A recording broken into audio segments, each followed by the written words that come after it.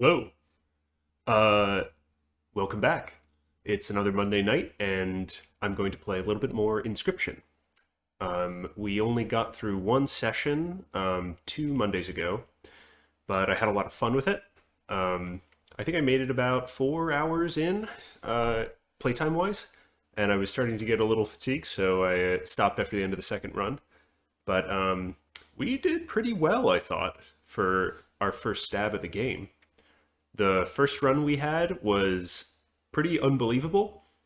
It seemed like there were some mechanics to try and force you to die on the second and third boss fights.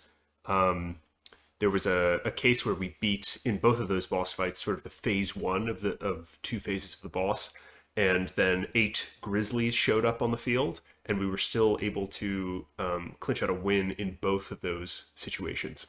So we actually made it to like the final boss of, I think, the final boss of the card game, um, just in our first run. He defeated us, unfortunately, but we were pretty close to winning on the first try. And then the second run, we were introduced to the bones mechanic. So obviously, we're still learning things as we go. And I was starting to get the hang of it. It was a little more complicated. There was just some more stuff to track, and I didn't have as much of an inherent understanding of what was good and bad with the bones cards. So we died, I think, against the second boss in that run. But we unlocked Stink Bug. There are a series of talking cards. One of the interesting quirks about this game is that there's a lot of meta commentary going on. So we had Stoat in our first run, who was sort of letting us know that something wasn't right about this game. I mean, obviously, we're stuck in a cabin with a crazy man. And then Stinkbug showed up in the second run and was having some back and forth with Stoat. So I think there's going to be one more character in card format, perhaps. At least that's what they were sort of alluding to. So we'll see if we can find that character this time, and maybe we'll even take out the final boss. Um, we'll see. So without anything else, let's just go ahead and jump in. Hey, Vogely, how's it going? Yeah, Stoat is the best. I was sacrificing him a lot early in the first game, and I still feel bad about it. So we're gonna try and preserve him this time for the most part. Let's jump on in.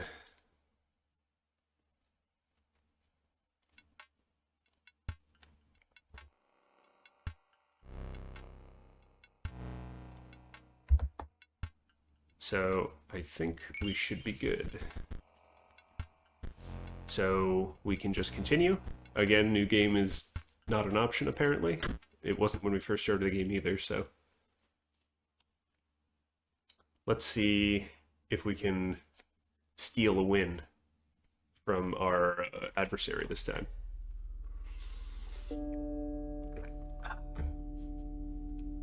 So let me just, as a reminder, walk around a little bit. So we're still stuck in this cabin with our weird man here, who we've seen in the final boss fight. He's sort of like a tree man.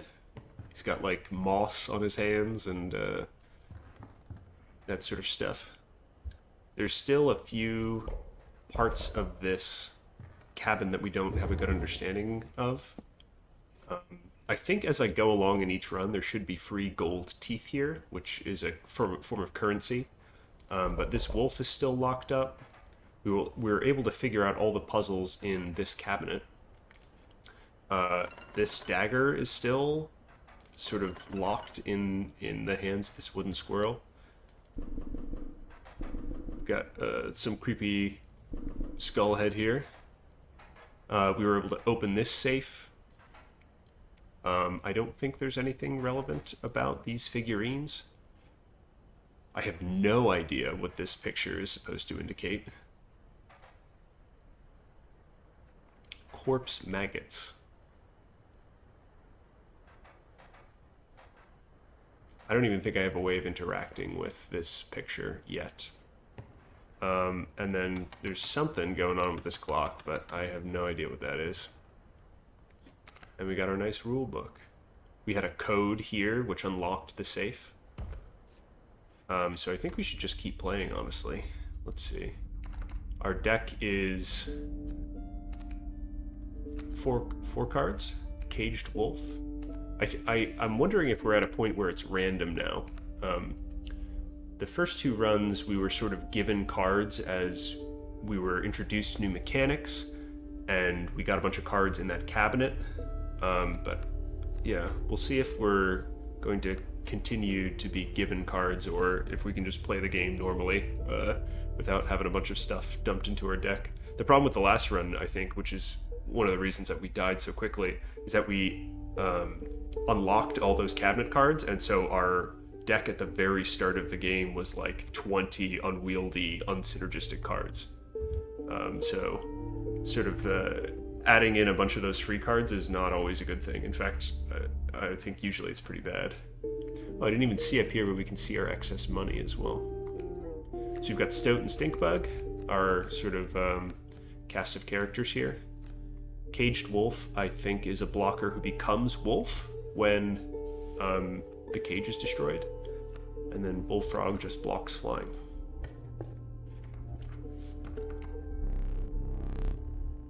No, you may not choose a specific beast.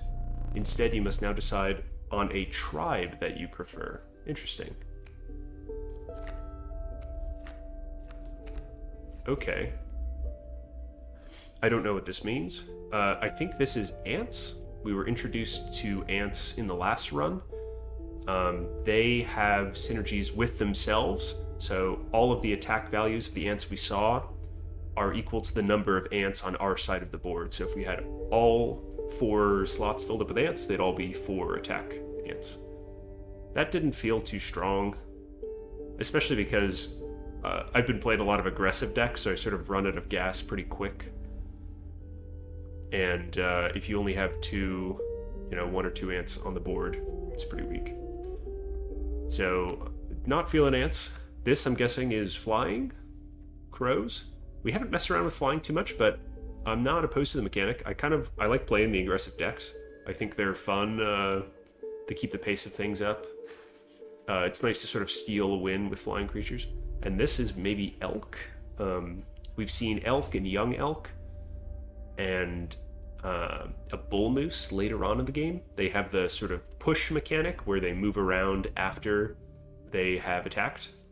I think I'm just going to take flying. Let's try some flying stuff. Oh shit, turkey vulture. A randomly chosen bird card. 8 bones seems like a lot, but it is a card that we... Oh, do you wish for something else? Yes, I do. I do wish for something else. Can I... It doesn't look like I can trade this in, unfortunately. Alright, turkey vulture it is.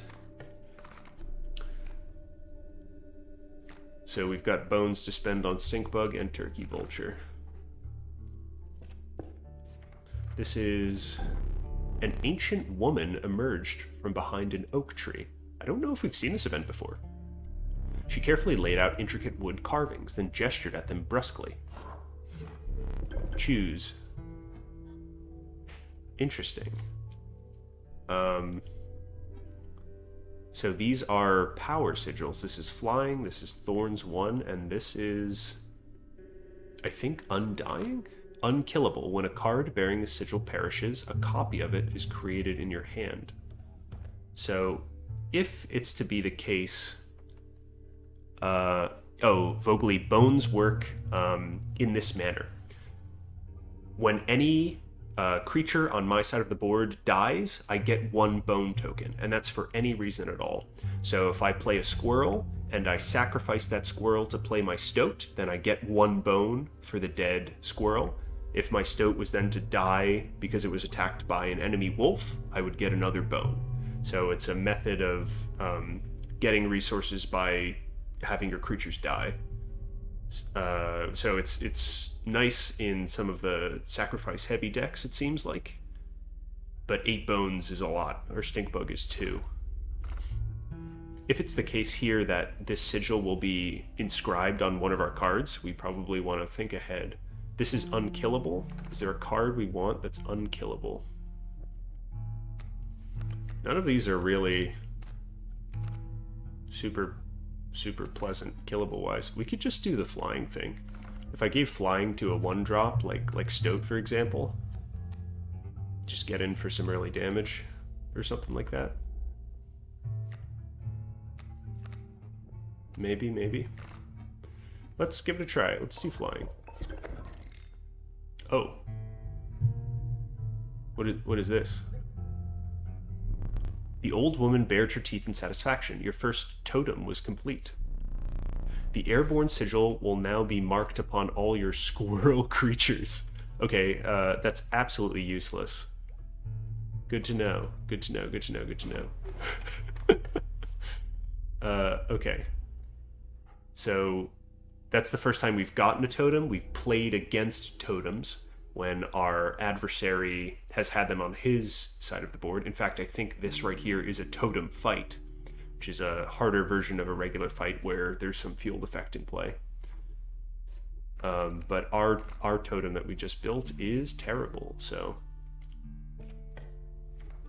let's give it a shot.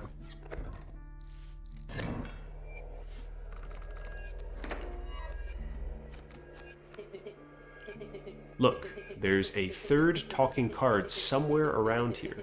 Personally, I hate the guy. Biggest killjoy ever. But he's one of us. He's the one of us with the plan to get things back to normal. Okay.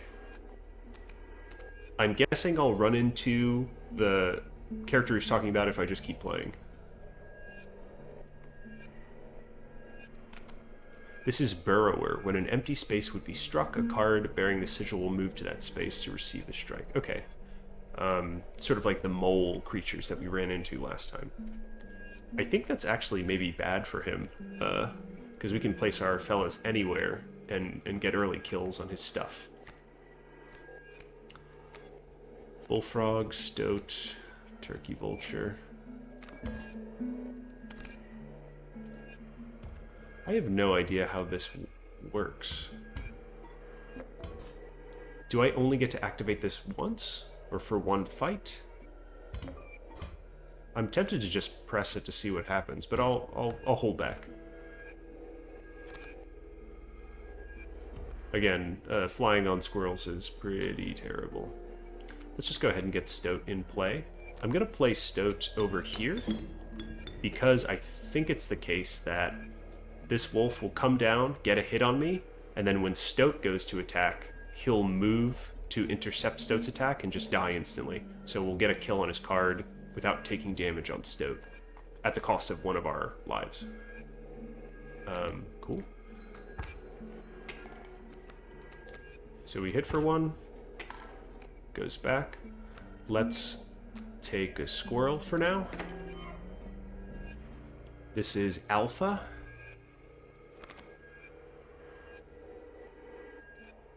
Gotcha. That doesn't worry me too much right now. Let's just get Bullfrog in play for some damage, like this. So when we attack, Wolf Cub should move to intercept Stoat, die, and then Bullfrog should hit him for one. Yep, great. Okay, so we're remembering how to play the game so far. It's going well. There's not... Let's just draw from our deck. Let's see if we can find something interesting. We're currently in an advantageous position, so... Yeah, okay, great. That caged wolf, he had that for a reason. The card seems useless, but I think there's more to it. Ah, I concede. 1, 2, 3, 4. Okay, so this is something that shows up occasionally when we're in an overwhelmingly advantageous position, or if we're in a stalemate, where if we just go back and forth, this scale will move back and forth. I don't think we actually want to concede because there's a concept in this game of doing more damage than is necessary to defeat the opponent. When that happens, the extra damage is converted into money for us, which we can spend in certain situations on the map. So I think we actually want to keep beating the guy up. So we're going to end again. Now he's 1 away from loss. And we're going to...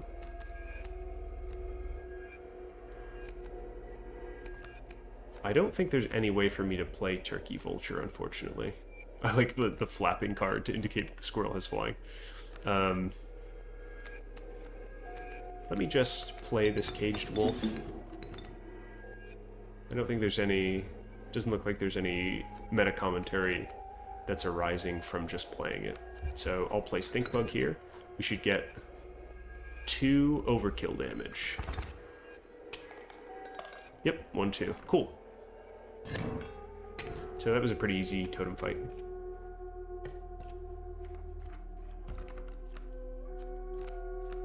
This is tribes again. So we've got birds, we've got elk, and we've got wolves. I rather like the wolf cards. But I said we'd try flying, so let's try some more birds. The magpie. The covetous magpie can fetch any card in your deck. Interesting.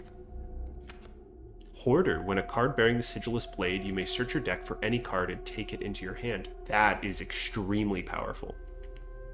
One of the most prominent things missing from this card game so far has been card draw, which is quite common in other card games, even the roguelike card games.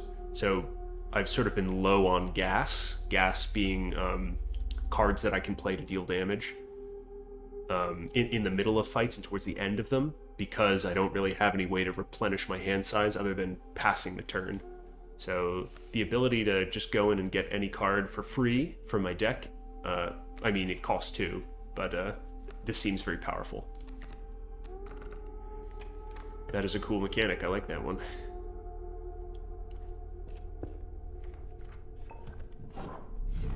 The bones of the ancient woman creaked and groaned as she approached. With gently shaking hands, she placed her offerings before you. Okay, so this is the totem setup again. We can choose to, it looks like, change out either the squirrel top or the sigil bottom. Squirrels with flying are currently doing us no good at all right now, but birds with flying is completely redundant because all the bird cards already have flying. Elks with flying is interesting, but we don't have any elks. This ability, Waterborne, prevents a card from being hit by the enemy. So if our squirrels had Waterborne, they would hide from the enemies during their turn, which is actually probably even worse than flying, because sometimes we want to play squirrels in order to block powerful enemies from hitting us. So I think that's actually disadvantageous. I'm going to take the elk, but none of these are very good, honestly. Oh. Can I choose to do this? Yes, okay. Alright, so it looks like the squirrel head is still in my inventory. If there is an ability later on that I got that I'd want to switch in. The old woman collected her pieces and shuffled off into the darkness. That's actually good to know, because it might have been good to pick up that raven head in case there was an interesting sigil I could give my ravens later.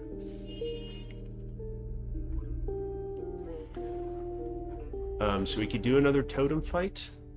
I have no idea what this is. I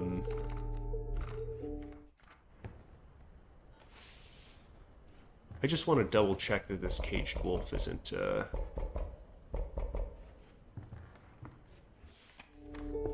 thing. So if we look at the map here, this is a sacrifice altar, I think, to imbue one of my cards with the sigils of another.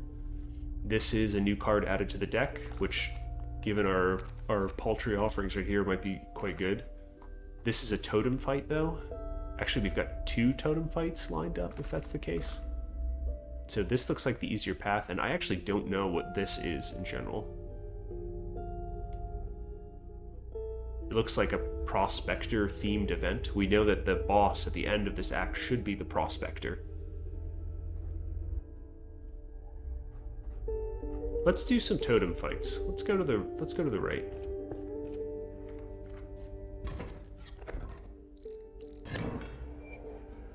Okay, so his elk cards can now block flying. A wolf in a cage, but how to break it? This is also maybe a good opportunity to try to get the caged wolf out of the cage. So just let it take some damage. Longhorn. Or pronghorn, rather. So this is a very powerful ability, Bifurcated Strike, which basically lets that creature hit the spaces to its right and left. We had that with Mantis in the first run.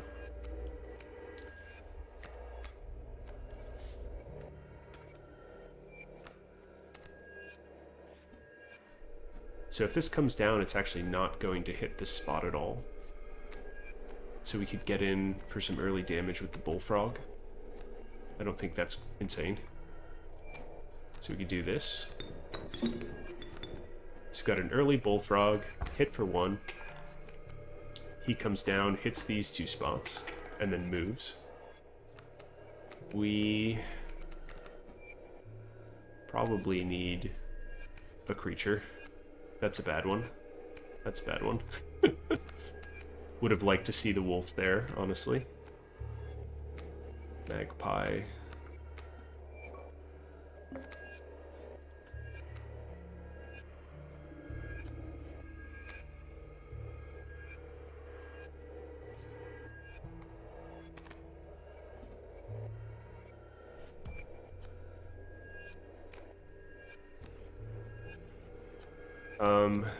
Let's do this. Let's pop this squirrel.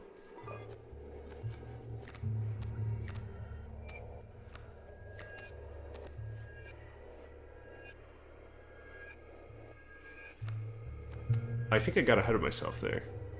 I was like, oh, I'll play the magpie over here and draw a card and get in for damage. But that requires me to get rid of Bullfrog. Let's just leave the squirrel there for now. Should be fine.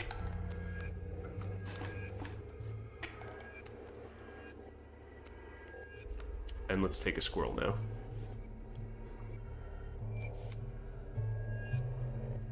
The fawn.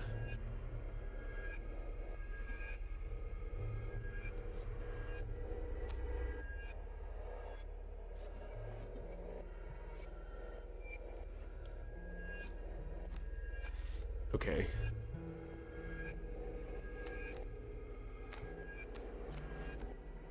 To break that caged wolf out is going to take forever with these one-attack creatures. So maybe I don't even need to do that this time.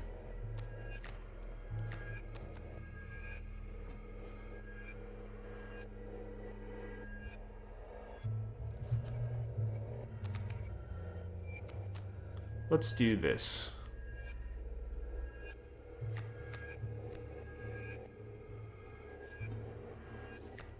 Because Bullfrog is on its last leg here, although it won't die until the turn after. Okay. I'm deliberating too much. Let's do this. Squirrel goes here.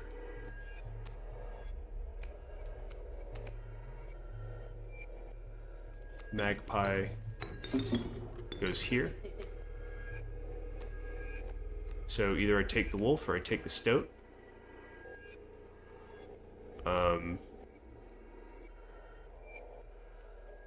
I'll just take the stoat. I don't think the wolf is doing us... Nice top deck. Shiny. I don't think the wolf is doing us a lot of good right now. And then end turn.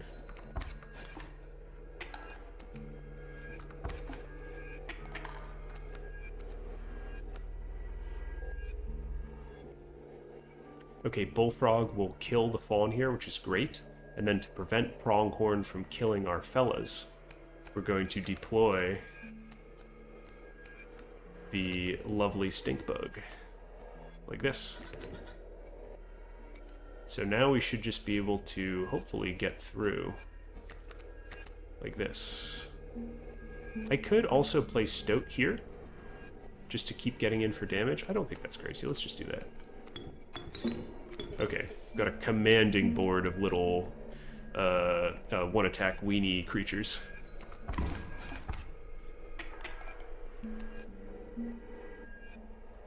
Right, so he could not attack because of Stinkbug's effect. I think we just win, right? 1, 2, 3. No, we don't. Not quite yet. But we're in such a commanding position, I don't think it matters.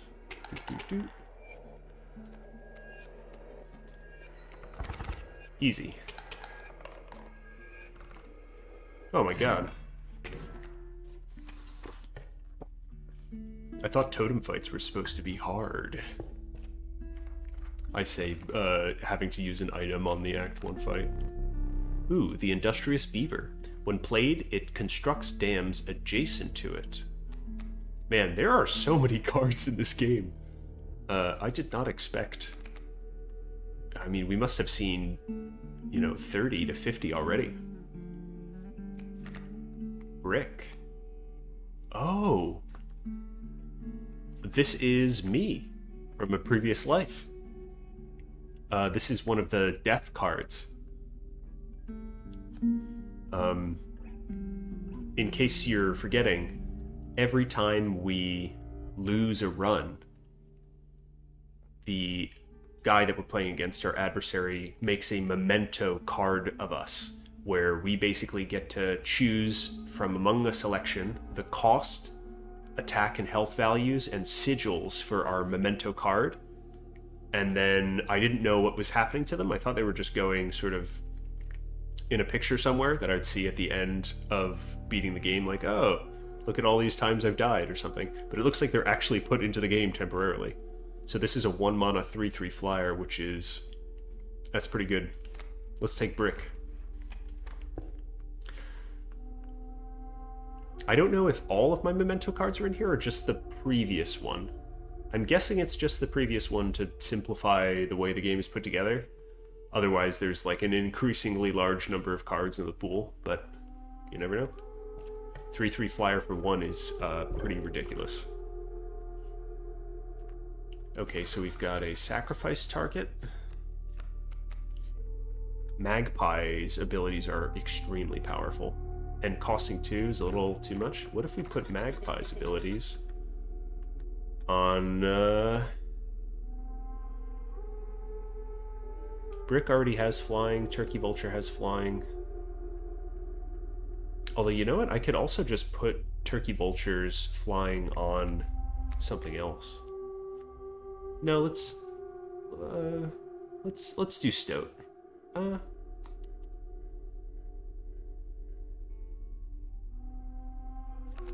Yeah, this is interesting. Stoat's nice for taking out cards, like little 1 health cards at the beginning of a fight. If I give him flying, it means he becomes aggressive. He's not able to damage enemies, he just always hits the enemy face. Let's put it on Stoat. Fine choice. Oh, that Magpie fetch ability is pretty sweet.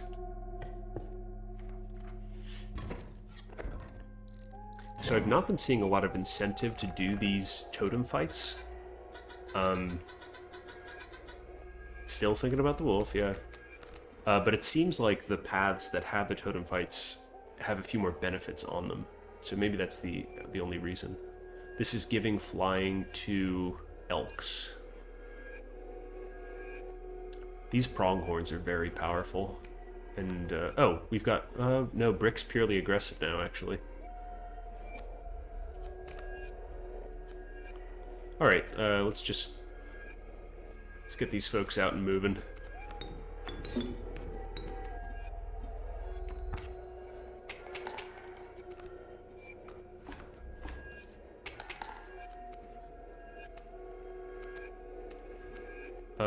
Let's take a squirrel so we can get Bullfrog in play.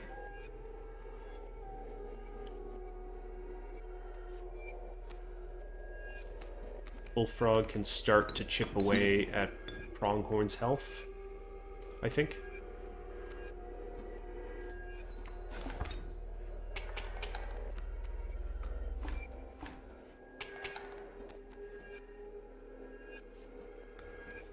This pronghorn is going to prevent the elk fawn from showing up. Brick's going to get in for 3, and Bullfrog is going to get blocked by Mole, so we'll deal net 3 damage.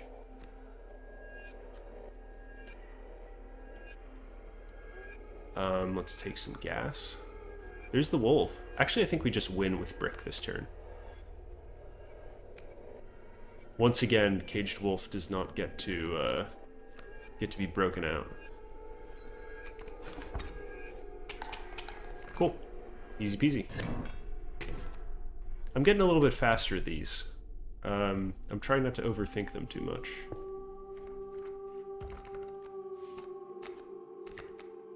Okay. Interesting. So we can choose a 1 cost, a 3 cost, or a Bones card.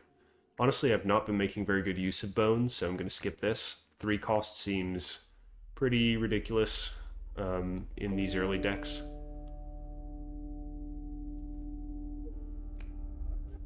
I like the aggressive style, honestly. Kingfisher. The Adept Kingfisher, a Slippery Hunter. This is actually pretty synergistic with the cards we've been taking so far. Just like flyers that can get in for damage. Yeah, let's try the Kingfisher. I don't think I have a choice, but so either I can take items or I can upgrade one of my creatures. I think if it's attack and we upgrade Stoat, who has now got the flying ability, that's very strong. So let's see if we can do that. We have hot food, one said. But perhaps one of your creatures will join us, enhance its power, said another. Okay. So we're enhancing power. Yeah, Stoat and Kingfisher are both good targets here. I think let's just do Stoat.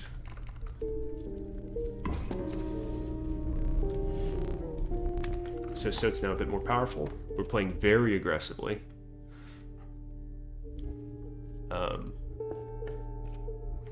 Where to next? This should be the Prospector. We've got our Smoke opener because we kept both our lives for this first act.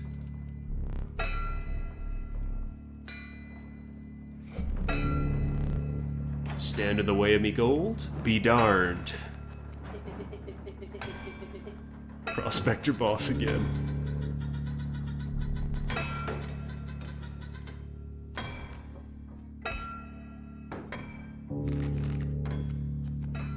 So what's coming out? We've got the Pack Mule, which we know if we kill, gives us a bunch of random cards in our hand, which is good. We've got the Coyote. And we know that when we defeat the Prospector Phase 1, he's going to kill our entire board. So we shouldn't overcommit resources.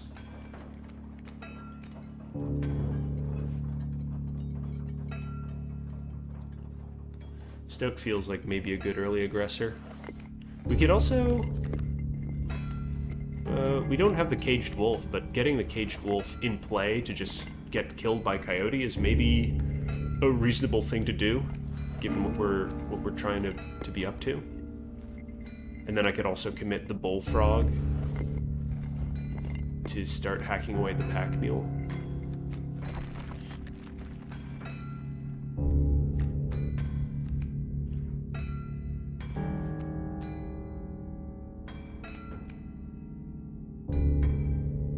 We would have to draw it. If we play Stoat, we always get Caged Wolf.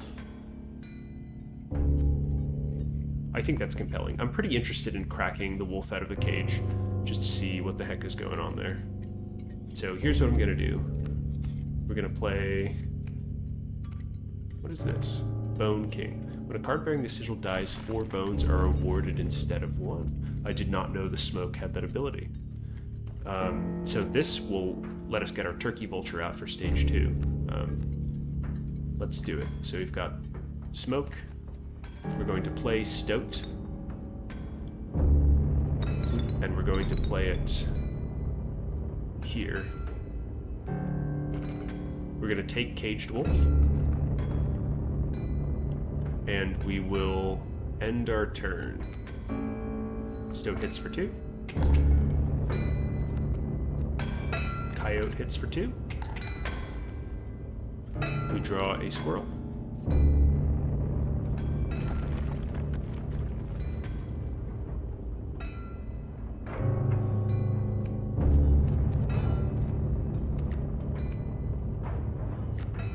And then we do this. Squirrel, squirrel. Caged wolf. In the way of coyote.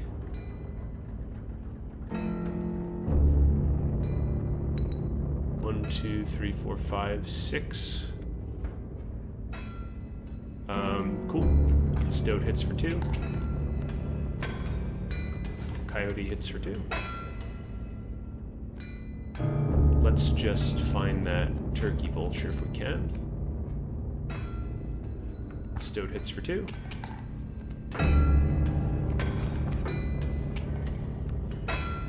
Okay, this is interesting.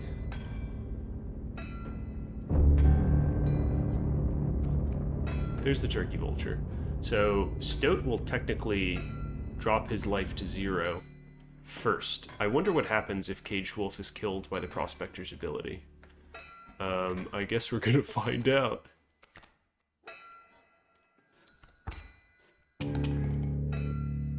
One candle down.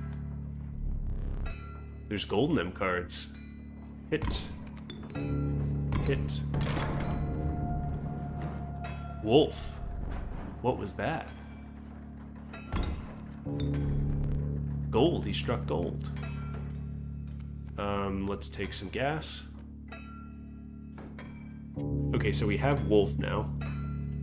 Oh, there was a call.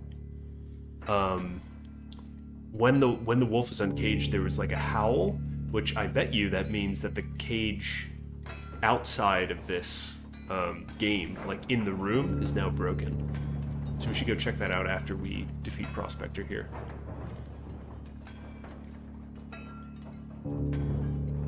We would like to kill Adder. Bullfrog is a fair way to do that.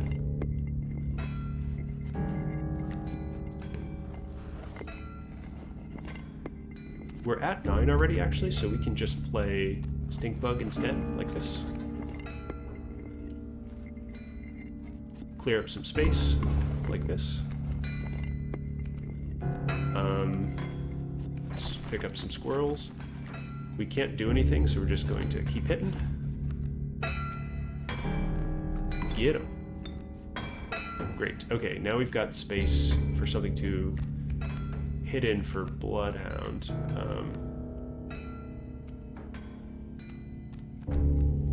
This should be Brick. Right. So we can either play Brick or Turkey Vulture here. And that should win us the game, if we do that.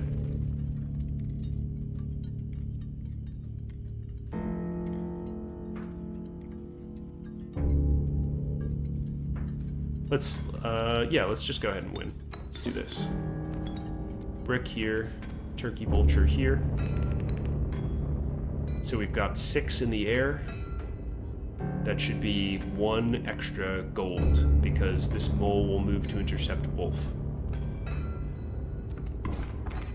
Oh my god. No problem. Didn't even use an item that time.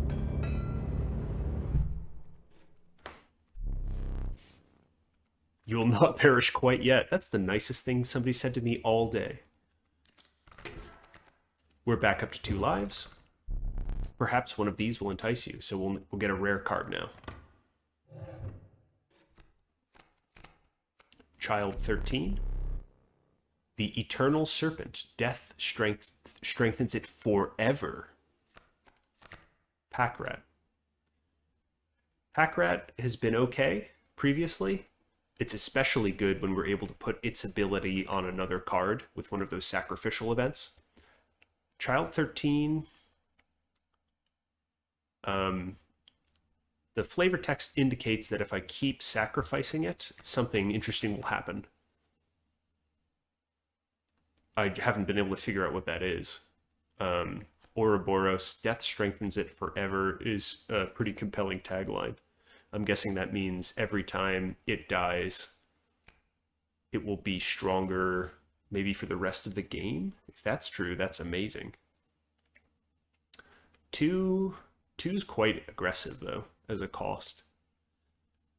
I'm gonna try Child 13 again. I think it's this nice like 1 blood cost, so easier to get out on turns 1 or 2, and it's going to help accelerate the rest of my deck.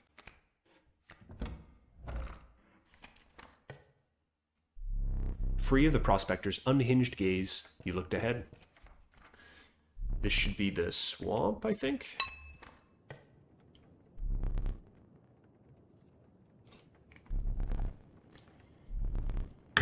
All right, we're in the wetlands now.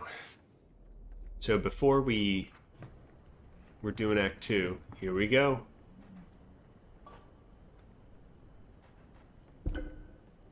Okay, we've got a few gold teeth before we do the story event.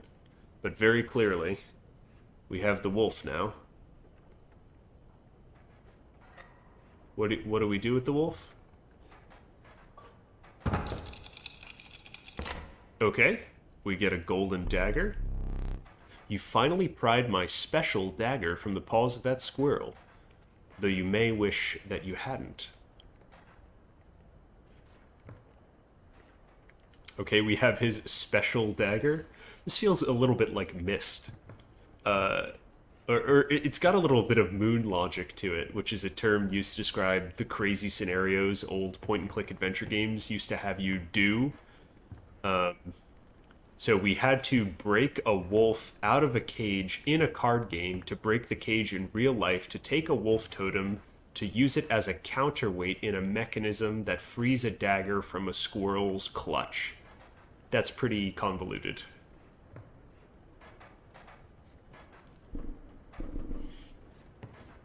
But we've got the dagger now, so I'm not complaining.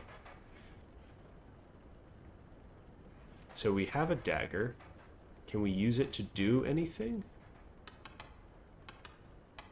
Doesn't look like it. Oh, dagger is now an item. Okay. I have no idea what it is.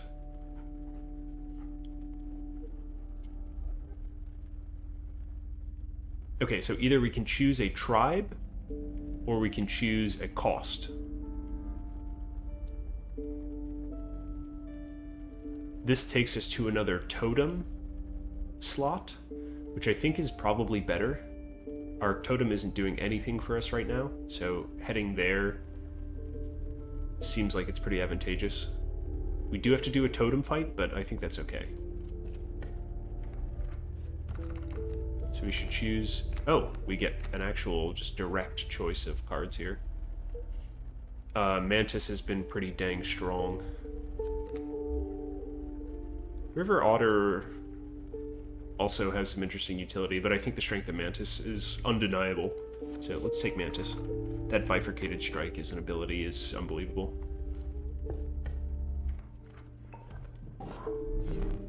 The decrepit woodcarver appeared before you. She moved with a certain vigor in spite of her considerable age. Okay, we've got Anthead, we've got Stink Bug, and we have Wolf. So we could give wolves flying, we could give stink abilities to our squirrels, actually, which isn't that bad. I don't think the ants will be useful at all. Whoa. The art on Stinkbug has changed.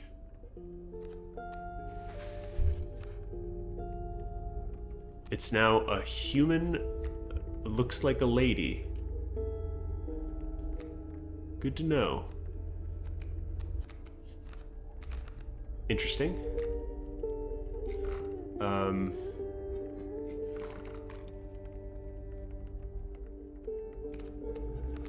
And we just have Wolf, so we could give Wolf flying as well.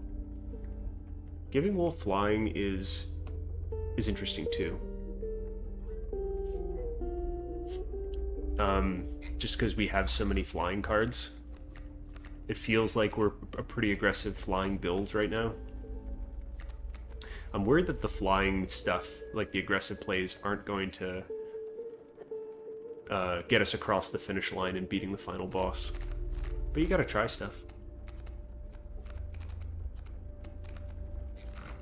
I'm interested in stinking up my squirrels. I think that is going to add some interesting counterplay opportunities. Squirrel, stink. So now we can use squirrels more than just sacrifices. When you looked up again, she had vanished. Okay. We can also use them to affect the battlefield a little bit, especially in the early game.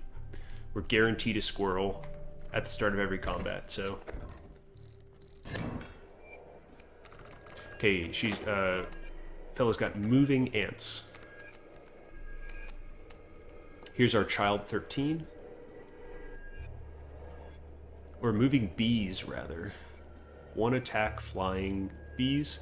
Blocked by the stump, though, so not too helpful there. I think we absolutely just completely destroy this fight. Here's what we're gonna do. Squirrel. Here. We're going to play child 13 here. This flyer is never going to hit our child, so child won't die. While it's sitting there, we should be able to sacrifice it. Bullfrog. Let's just play Stout here. And fetch.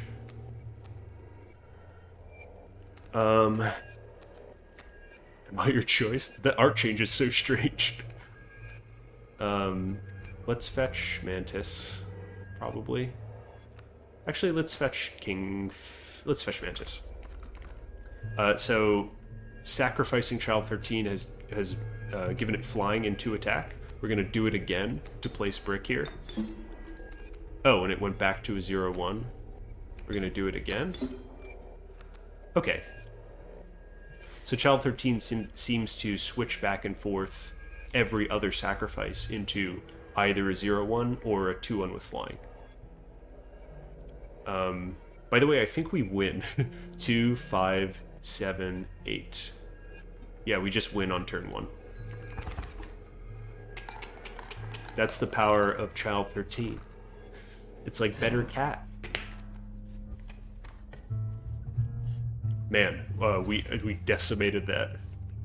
With the good draws and the 1 sacrifice build, you can just totally sweep fights like that. It seems like. Angling for the 2 sacrifice and the 3 sacrifice creatures, like the mid-late game, I don't know. Feels like there's more room to get trounced by an overwhelming board state.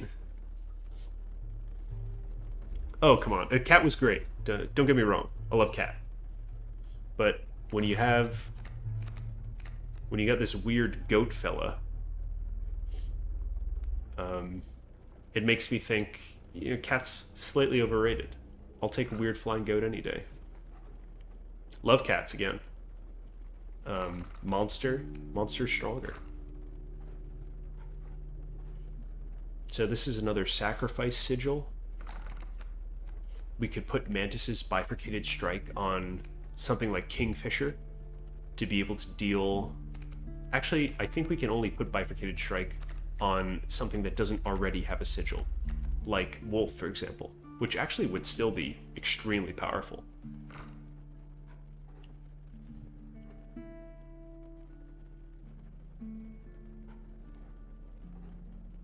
Let's do that. Let's go here, get a new card.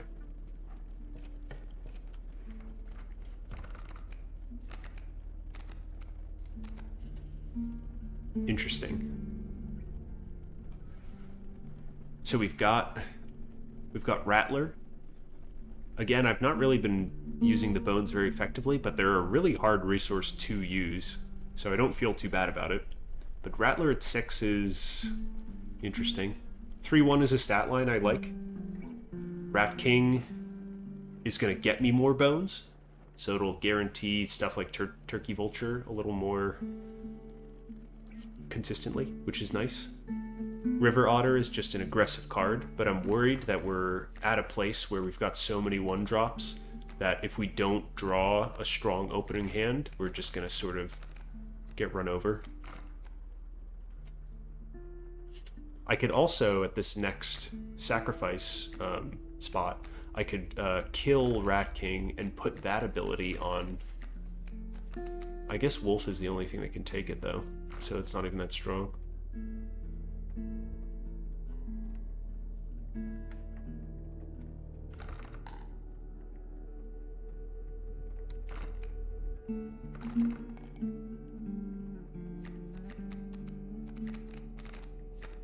Yeah, I'm a little confused. None of these seem very strong. I think River Otter is the best for a deck right now. Rat King and Rattler are both pretty equally meh, but they probably offer a lot more consistency in the long term. I kind of like the 4-bone thing in general, and Rat King is a little bit easier to play because Child 13 exists in our deck. But as the deck gets larger, it's going to be harder to more consistently play Child 13. Let's take the Rat King. Now we're going to go here. We will invest... Is that really how this works? So I should be able to kill Mantis, for example, and put that on... I could put it on anything, actually.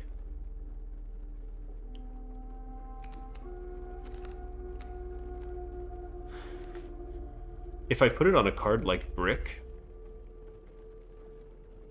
it means if I ever draw Brick on turn 1, I win that fight, which is pretty compelling. On the flip side, most games where I draw Brick on turn 1, I'm winning anyway, just because the power's so over the top. So maybe I don't need to win more there, and I should just put it on Wolf, because Wolf can do some clearing out of the board on the mid game. I kind of like that argument. Yeah, I kind of like that argument. Let's even out the power of our deck so that we don't have these good draws and bad draws. We've got Bifurcated Wolf. Very good, very good.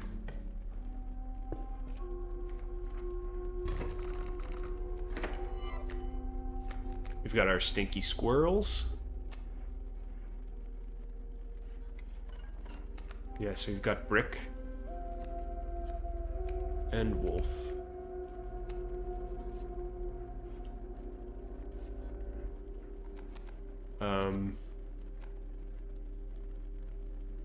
Yeah, let's just do this. We're gonna get Brick out, end turn, get in for 3. Bullfrog gets blocked by Stump.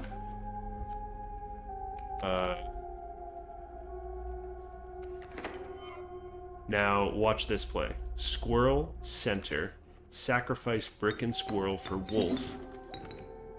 Overkill for 4 teeth. We're absolutely loaded cash-wise.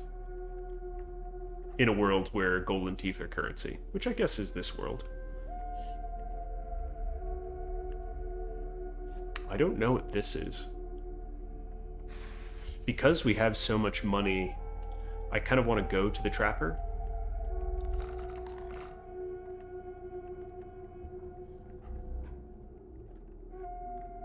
Let's go to the Trapper and spend some of this cash.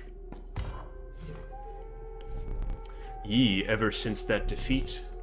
Well, you don't want to hear it. Cheaper prices. Enjoy. Have a free one.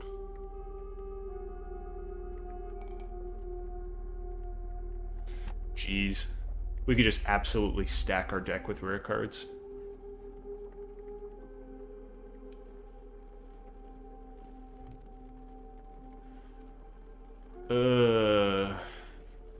I'm gonna be greedy just this once. We're gonna see where it goes.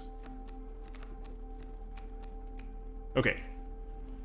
That's 3 golden pelts. Thanks for your patronage. Of course. He's gonna try and kill me later in the game.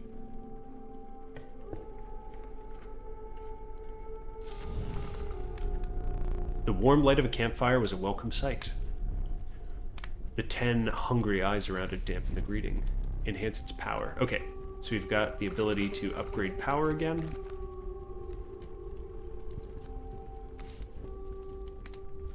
This is interesting. I don't think we need to upgrade power on our stronger cards like Brick or Wolf, because they're already so good. I think putting it on an average card like Kingfisher might be stronger, because it's just going to make our average draw a little better. So I think Kingfisher makes sense to me.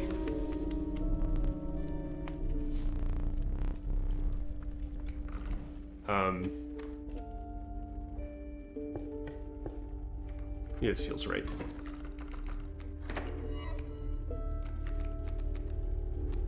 We've got our dank pelts in tow.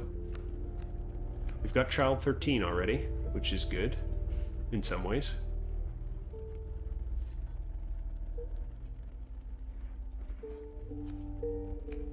Although it's not great here. This is kind of nice, actually. We're just going to play Squirrel, and Squirrel is going to prevent Bullfrog from dealing damage. So our stinky Squirrels are going to do a little bit of work here.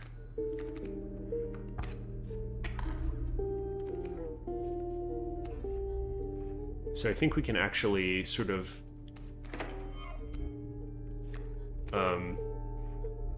gum up the board a bit here just by keeping the Squirrels down without playing anything else. As we keep this board sort of locked down, it's going to make it way easier for us to draw things consistently. So we could play Stoat anywhere, really. Stoat will kill this Bullfrog.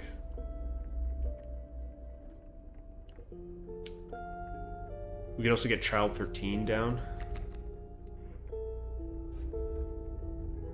Let's do that. So Child 13 will play here. Then we'll sacrifice that to play Stoat here. We can use that to fetch. I mean, Brick has to be the strongest, right? So now Child is going to get in for 2, Stoat's going to get in, but be blocked by Bullfrog.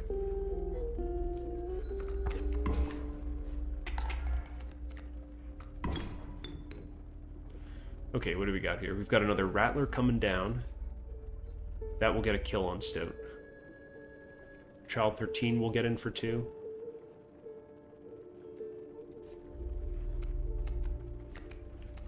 I don't think there's any reason not to look for gas because we've got Child 13. Oh, the bifurcated wolf. That's pretty ridiculous.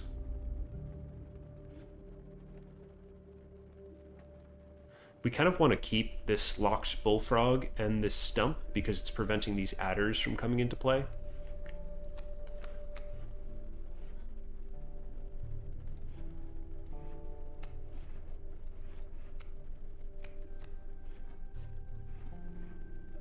So I think we just get sacrificial with some fellas. Like this. Maybe?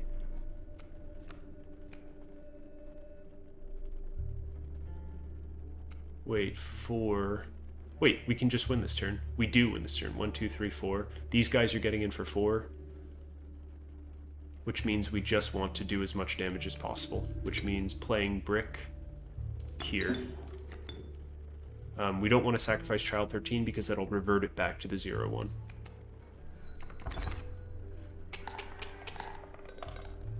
See, like, man, these early aggressive builds are just absolutely dominating. And the stinky Squirrels were actually very strong there.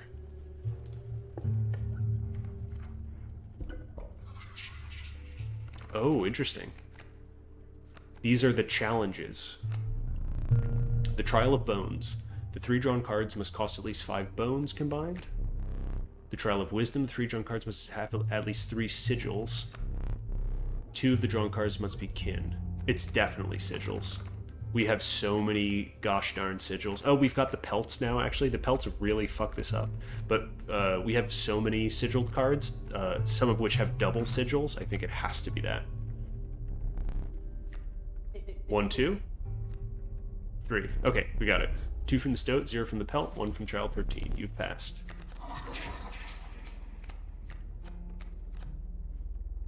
Okay, so this is our reward. We can get Big Bone Rattler. We can get Magpie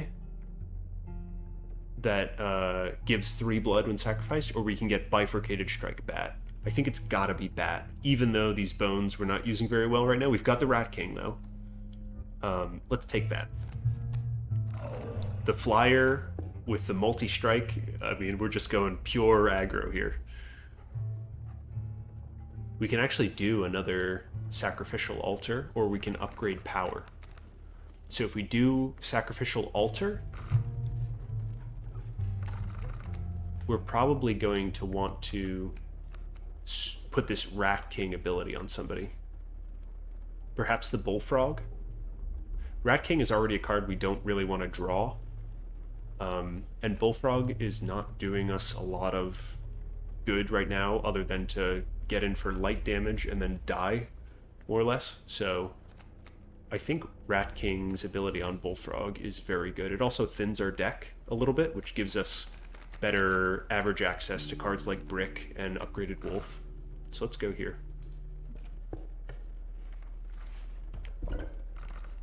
Yeah, the golden pelts are ridiculous. I've earned them. I paid for them, fair and square. We're killing Rat King, and we're putting it on Bullfrog, is what I said. So now we've got a nice Bone King Bullfrog. And this is hunting the hook fisherman. We get our Smoke, which has the Bone King ability. The mud tugged hard at your feet, forcing you to slow your pace. A rank odor caused your stomach to churn and your eyes to water. It was the rotting fish that hung from the branches around you. A huge man approached. Go fish. Yahtzee. I've got Stinky Squirrels. Oh my god. Well, that was a bad draw. Maybe I shouldn't have bought 3 golden pelts. Okay, the thing I'm remembering here is that his ability is once I knock out one of these, I think he destroys my board, and he also starts fishing for cards, which is whenever I play a card on his turn, he can threaten to bring it over to his side, basically. Like, take control of it. So we're going to want to be careful here. Got no issue with Kingfisher. We've got Bullfrog.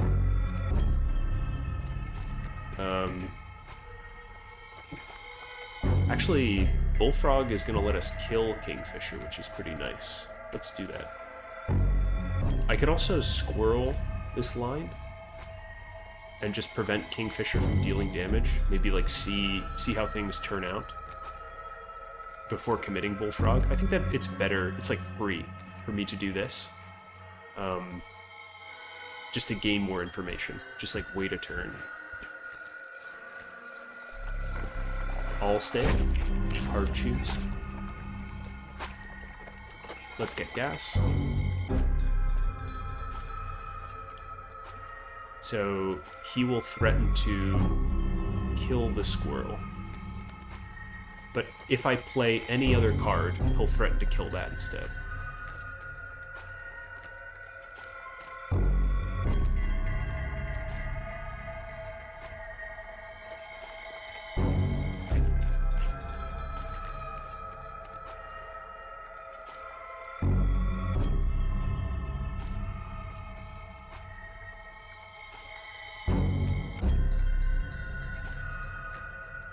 This is tough.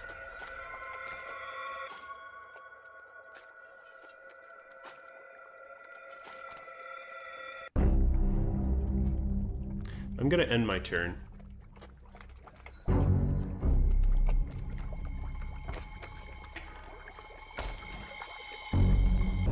Take fish, go fish.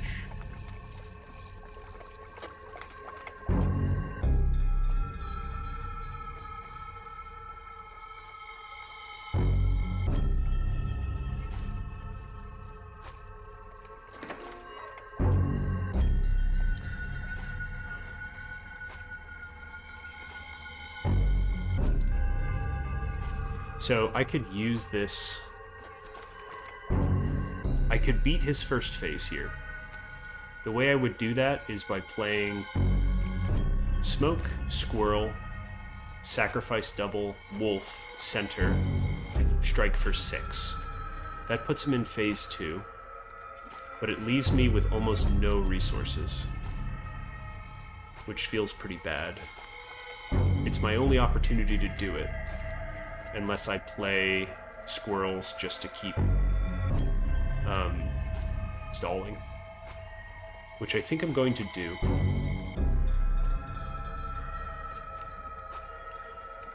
Because things are sort of quiet right now, I'm going to slowly take damage. That's fine.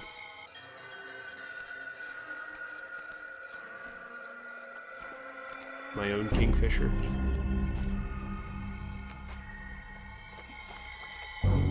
Every time he pulls a squirrel over to his side of the field, he's really just, like, giving me time. Go fish. So me playing squirrel here, for example, I get to end.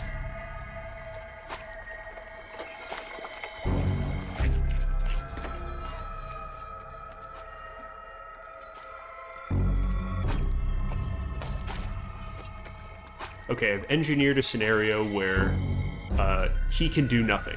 So I'm going to use the opportunity basically to draw my deck.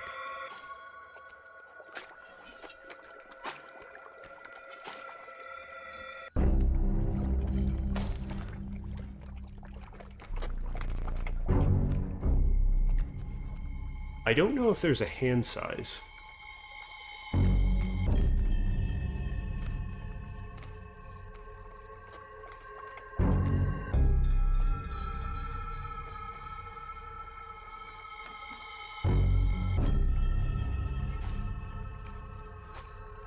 I guess we're gonna find that out, aren't we? I'm gonna pick up a squirrel. Pick up... oh, brick's very good. Yep.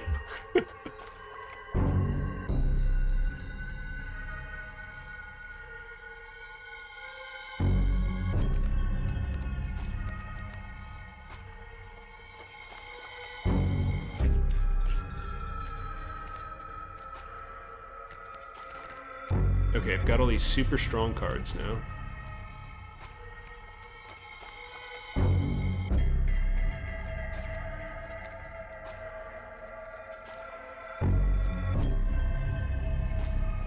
I'm just gonna keep drawing, right? The angler. Mind his hook. Play a squirrel or something when he aims it. That will protect your best cards. That's correct.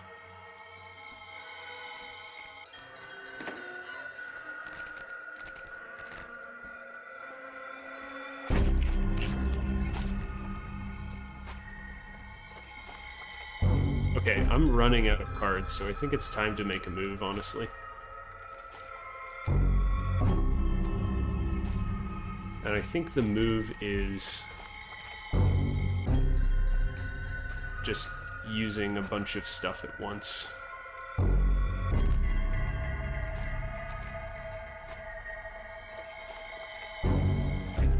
I need to deal 8.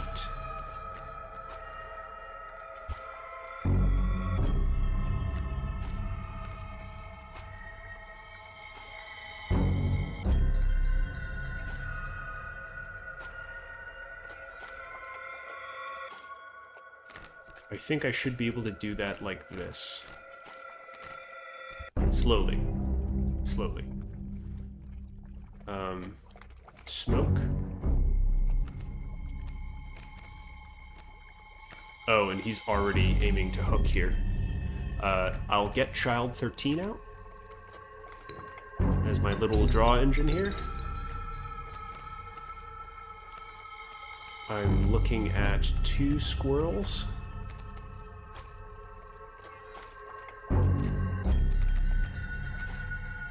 So I will play one of them.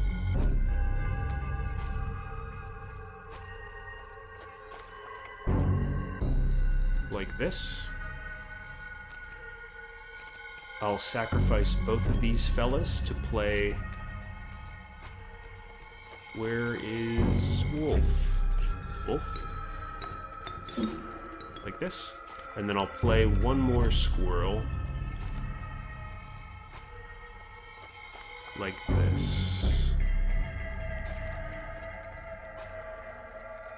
So now I've got a reasonable board presence, and he'll just keep taking squirrels from me.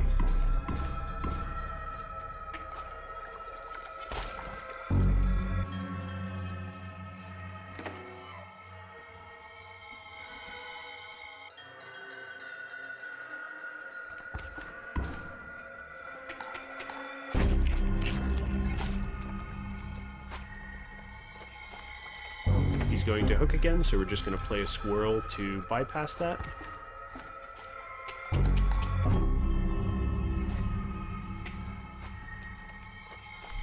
Go fish. Bait bucket. What is bait bucket? No idea. I don't like it though. I need to get in for... I think I can just win again. I'm gonna try. Child 13 should fly over. Wolf should hit here. That should be enough. But because we're going over the top, let's play Kingfisher. Yeah, we need to play a squirrel. Like this. Kingfisher, sacrifice squirrel, goes here. I think this should be enough. Oh, great white. Yeah, so we just beat him anyway. Okay, that wasn't as bad as I expected. Reignite. Okay, nice. The Prospector's ability, after the first candle goes down, is to wipe my board, which is way more dangerous than that bait system. I mean, I had the advantage because I've got all flying creatures, so those bait cards weren't going to become sharks unless I specifically wanted to kill them. Let's see what we got. The Dows. That filthy, feral hog. It becomes incensed when its chimes are struck. Long elk. Long elk. I have no words for this freak of nature. What is long elk? I have no idea. Bellist. When a card bearing this sigil is played, a chime is created on each empty adjacent space. A chime is defined as 0 power, 1 health.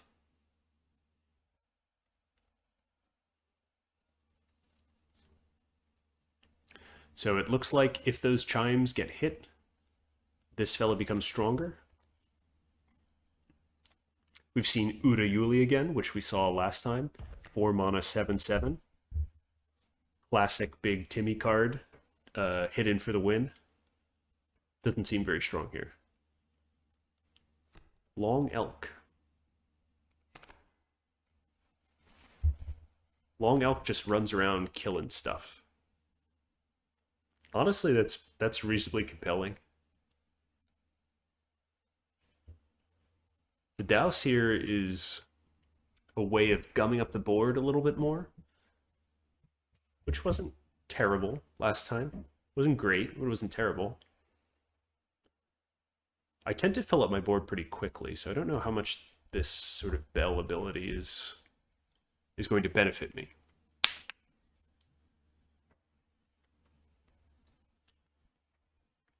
Long Elk. I love the name. just a really long elk.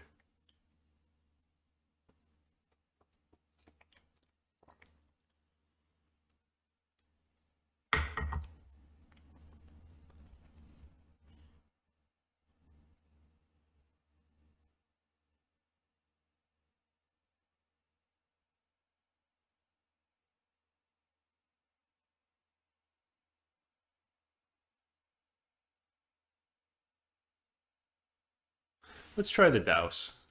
This feels a little more interesting.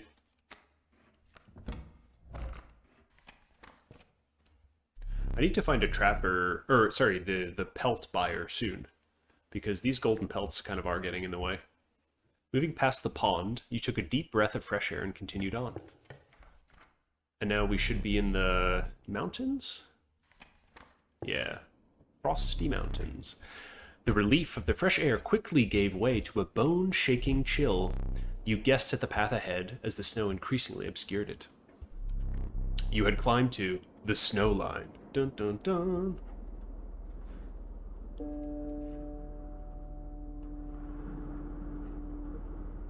Let's see. This is a trapper spot again.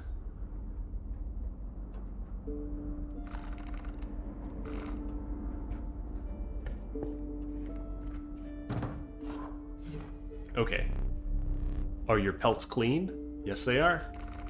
Absolutely. Hair pelts. Ooh. I didn't know Great White was a card I could purchase. What is Corpse Maggots? Corpse Eater. If a creature that you own perishes by combat, a card bearing the sigil in your hand is automatically played in its place. That's interesting. So it's just sort of like a free 1/2. We've got the Mantis again, which we know to be very strong. Here's our big old Moose Buck, 3/7.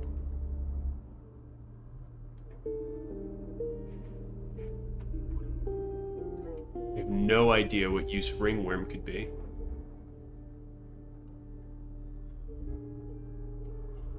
This is a terrible squirrel.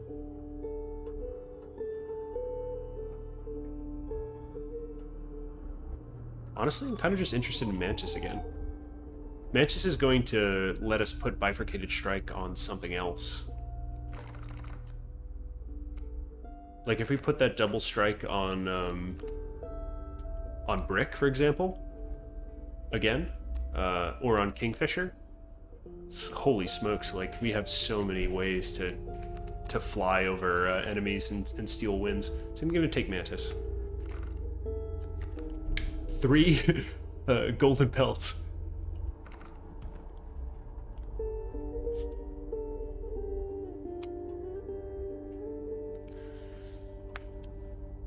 I probably shouldn't have taken 3 pelts. It's not that these cards are bad, it's just like I like these cards. And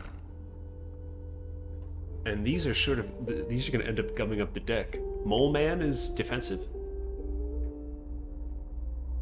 It's not terrible. Could be worse. Long Elk again.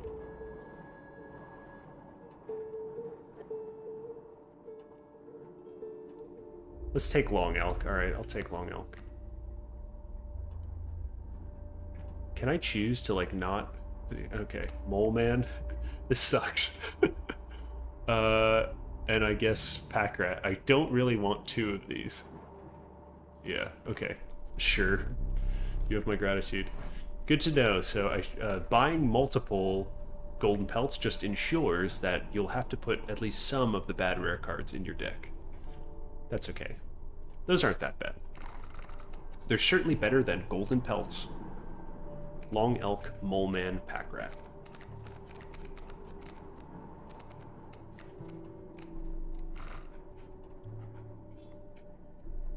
Where do we want to go? I kind of don't want to go back to the Trapper, honestly. We're like set on items. We haven't used any items so far this... Oh, we used 1 squirrel in Act 1. This is more totem stuff. I kind of like our stinky squirrels, but But again, I don't think we need the items, so let's look at more totems. You came upon an old woodcarver. Yeah, we've seen her twice already. So we've got stinky birds. Oh. Oh. We have triple blood squirrels. That seems good. Now all of our squirrels are worth 3 blood. I should have taken Urayuli. Holy smokes. I should have taken Urayuli. This changes everything. I need to take the most powerful cards now, blood-wise. Oh my god. Triple blood squirrels, yep. That's just, alright. Moose, buck, mole.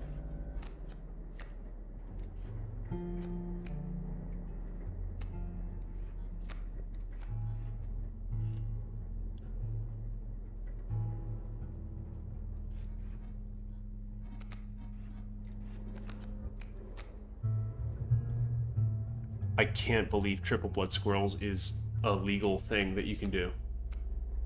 Let's just get Brick running.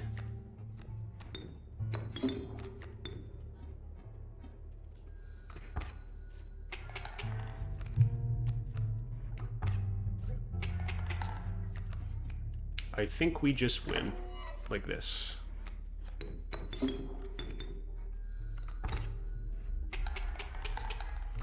Yep, easy peasy. I can't believe triple blood squirrels is, oh my god. Yeah. Cool. Okay, we need to go find some powerful cards. Pronghorn, the sadistic pronghorn. Woe be to those that meet the end of its antlers. Well, 4/6. We're gonna take the 3 blood squirrel.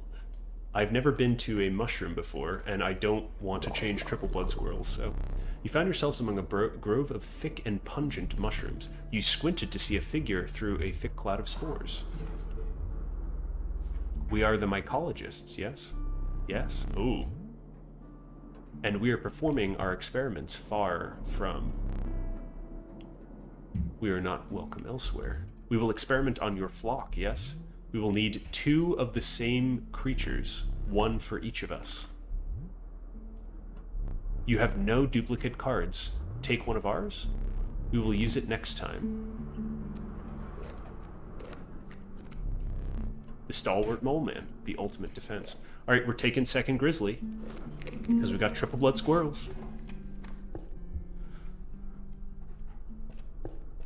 I still can't get over that. I don't know how they would allow that.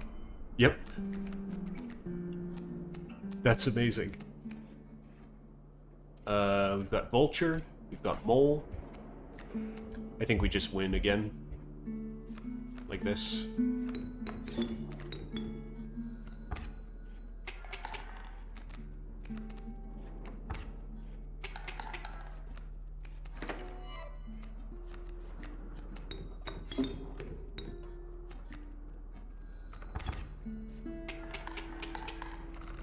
Yep, same exact opener as last time. Absolutely crushed it. Hey look, this costs 3.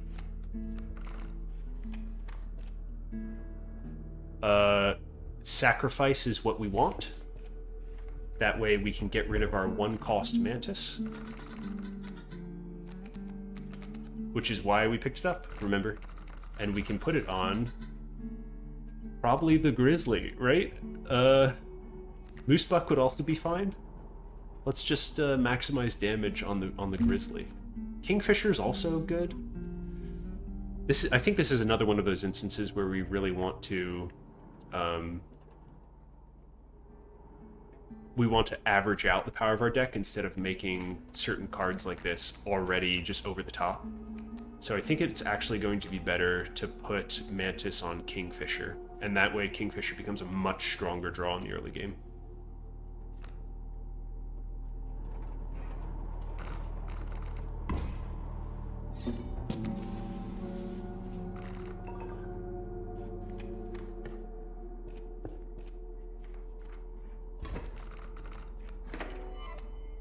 Triple blood squirrels. Nice top tick. We still haven't drawn a single grizzly yet. I don't understand. Bullfrog, mole man. Okay, we've got frozen opossum, elk fawn, raven egg. Okay, so he's playing sort of baby creatures.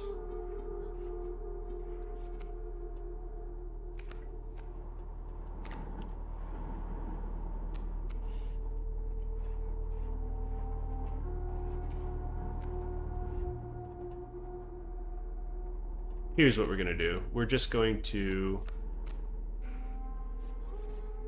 win the game, I think. Should we win the game? I think we should just win the game. Squirrel. Let's play Stoat here. Fetch Kingfisher. End turn. Stoat gets in for 2. Elk Fawn gets in for 1. I pick up Squirrel. I play Kingfisher mid. We get in for 6. Easy game. Easy game. We're doing well this run. This one feels good. Okay. Okay. We have Brick again. So, like I mentioned before, we've died twice in this game before. The first time we had a long run all the way to the end of the whole boss, I think. And the second run, we were learning bones. We died pretty early. Both times when we died, we made memento cards. We picked up the first brick. I named them the same thing both times. We picked up the first brick, and this is the second brick. So we've actually... It looks like they continue to add each memento card to the game. Maybe there's a rolling window or something like that, but there's definitely more than one. 1 mana, 3/2 that gives us an item with thorns. Feels pretty good. Let's take that, fella. We're back to totems here.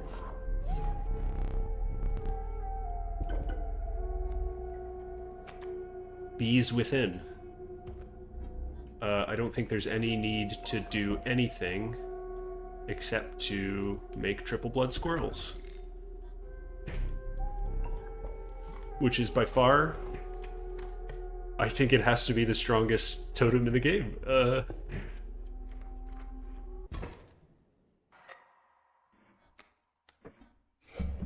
Okay, this is third act boss. We've got the Trapper here. I don't have a great memory, so I'm trying to remember what he does. I remember that he was putting out traps, and they were like 0/2s or something like this. And when my creatures killed the traps, they were instantly killed.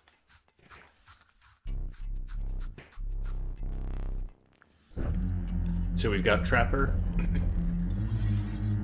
He's here to skin me. This is actually also my favorite soundtrack in the game. This sort of rumbling throat singing in the background. Yeah. So these leaping traps are going to kill anything opposite them.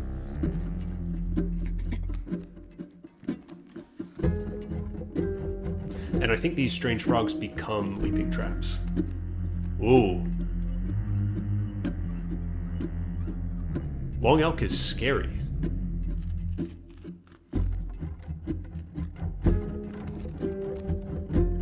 We can play long elk this turn, actually. Just by sacrificing the smoke for bullfrog.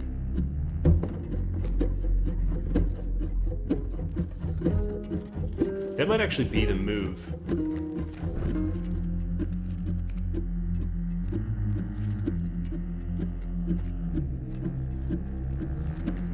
So if I play bullfrog here, we get 4 bone tokens for the smoke, which lets us play long elk.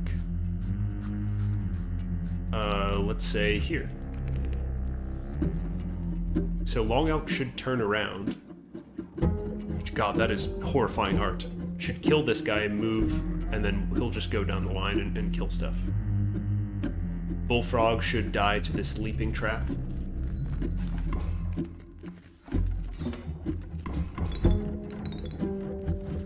Yeah, so the elk will actually survive another turn here.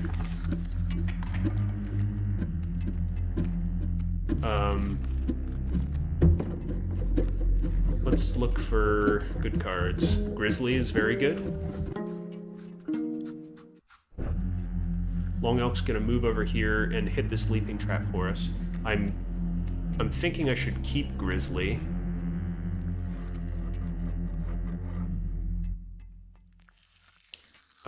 So that it doesn't die. If that's the case, I don't want to die this turn. I'm going to be taking 3, but Long Elk should get in for 1, so that's net 2. I'll be 1 away from death.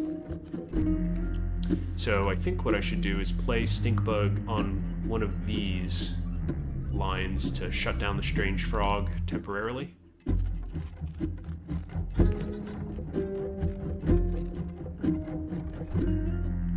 And then we'll keep looking for better cards. So we're just biding our time right now.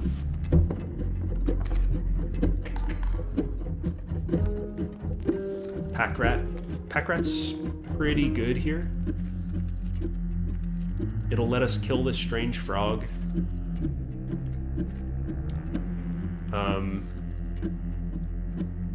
And it's not worth very much in general, so we're going to be taking 1 from Bullfrog, which will not kill us technically. Could also just play Pack Rat on the Bullfrog line.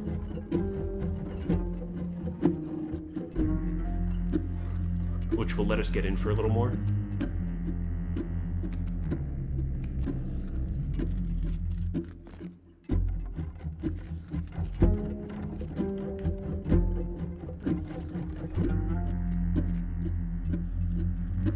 Let's play a pretty wild here. Pack Rat can't give us an item. Maybe I should have used this, actually. Actually, I certainly should have used this, because this is not nearly as good as the average drop from Pack Rat.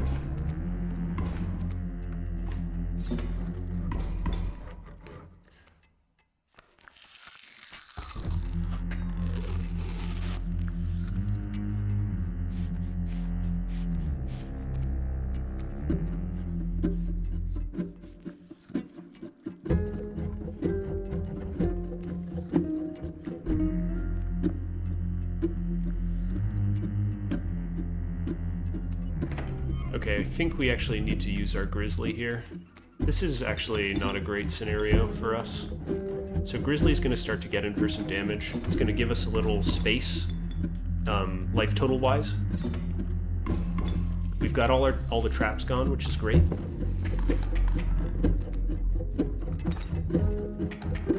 Grizzly's slowly going to overwhelm the opponent here. So we're going to use this time to draw cards. Adder's pretty bad. Adder's pretty bad. Adder will instantly kill Grizzly.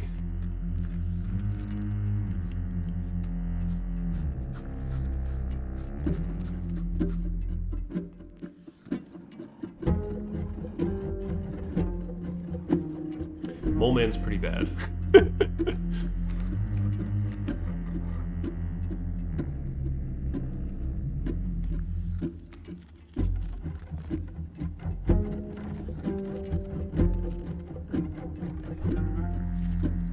Man, this is very rough.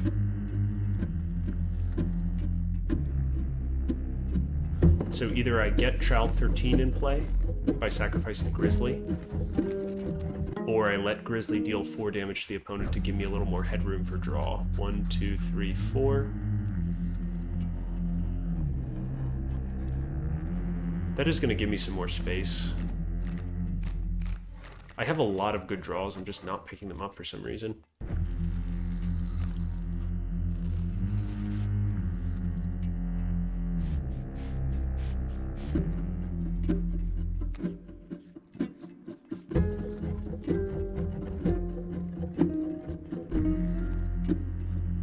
Man, this is super unfortunate. I think I'm going to sacrifice Grizzly, like this.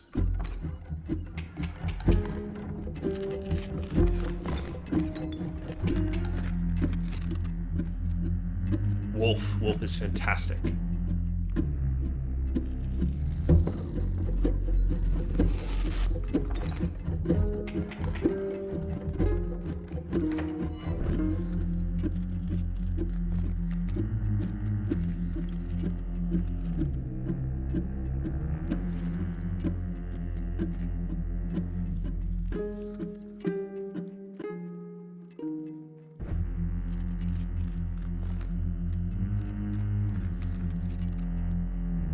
Okay.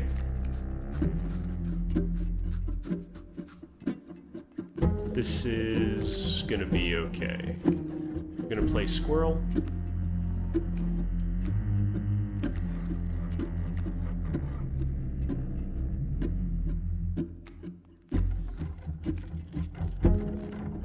There's a way to get rid of Mole Man. So either I can use Squirrel to get Child 13 out, or I can use it to get Wolf out, but I can't use it to do both.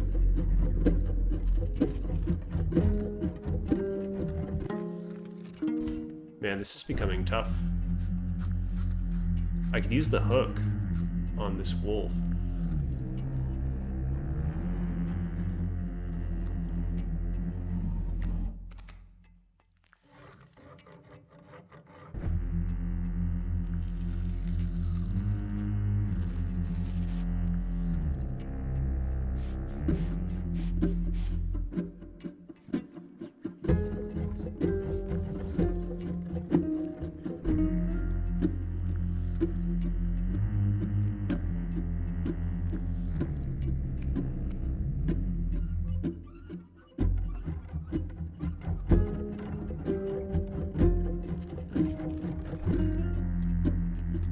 Let's do this.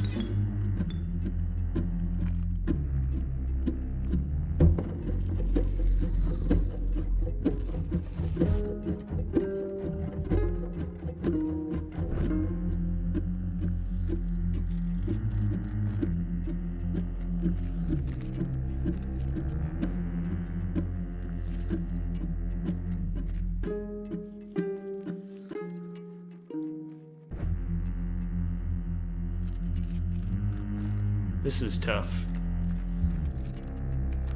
This is getting tough.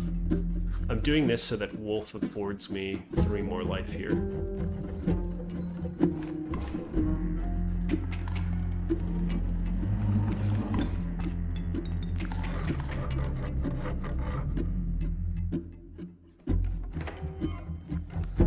I think I must do this.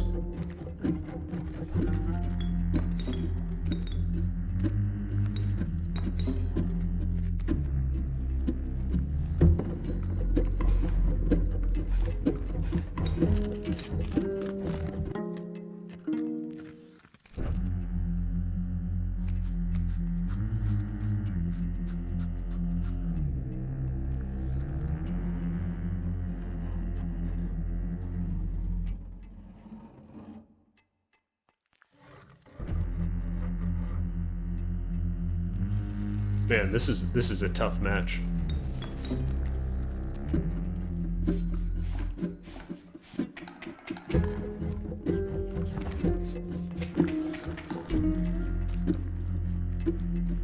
This is a very tough match.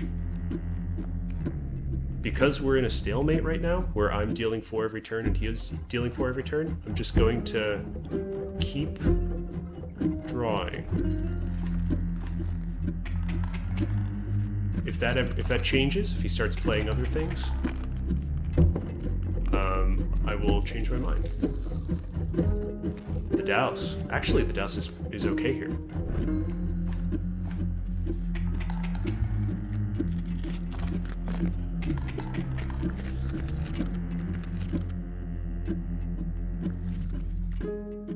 Grizzly? Like Grizzly.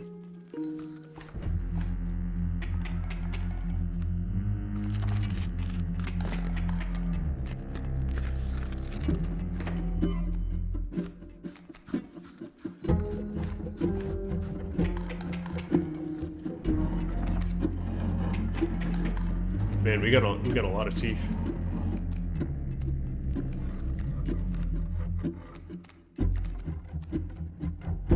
Turkey vulture. Given our vast multitudes of bones now, turkey vulture's pretty good.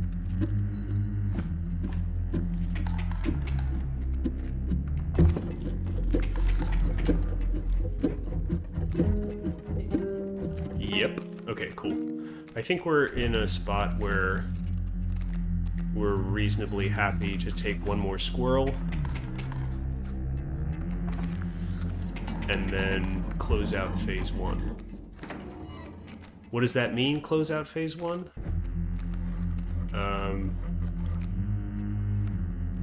It means we need to play one card that will tip the balance for us. Man, so many of these cards are just so good. I wonder... If I just play Stoat, I can get, for example, the second Grizzly. Or other Brick. You double down on Brick. Man, Bifurcated Kingfisher... Pretty good. Pretty good. Glad that I did that enchant. I think that saved us there. You know what? I'll... Why not? I'll get one more squirrel. Who's in a rush? Alright, let's just take some gas. Okay, yeah. Sweet, sweet, sweet, sweet. We're in a good spot now. Let's play Stoat. Like this.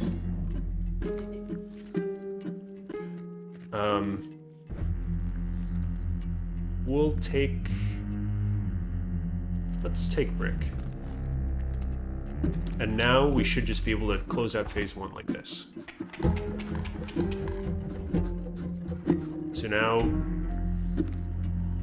he's gonna do something. I forget what this thing is. Actually, I don't think we saw it because we were overrun by the too soon thing in the first run, which we still happen to beat him. We just don't know what his ability is. Exquisite pelts, but the cycle must continue. Let's trade. Oh, okay, so the trader, or the trapper becomes the trader.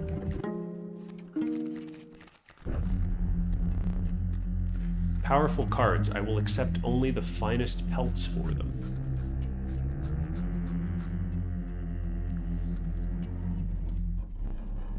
Trade for what you can, but know this, the rest will stay and fight for me.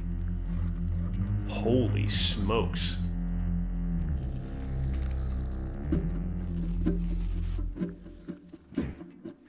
Okay, this is a new one. So I need to pick, I think, 4 cards.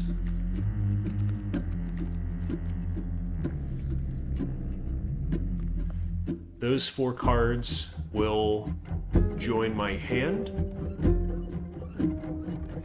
and the remainder will stay with her. So, like, this seems like a great pickup. I just like the strongest attack minions, right? Although River Snapper at 1/6 is pretty ridiculous.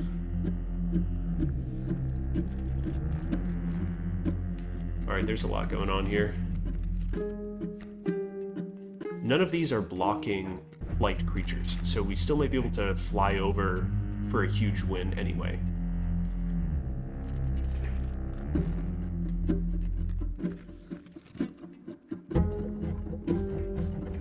Given that information, I kind of just want to take the 3 strongest backline creatures so that I don't have to deal with them.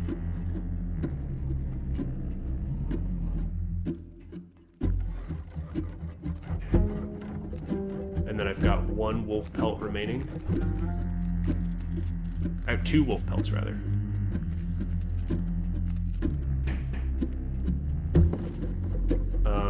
Because these already have lineups here, I think I'm just gonna do this. I would have chosen differently, probably. Probably. Let's take a squirrel. Okay, so we get a turn here. We're flying in for 4, we're flying in for 2, we're flying in for 2, so I think we just win. No lie.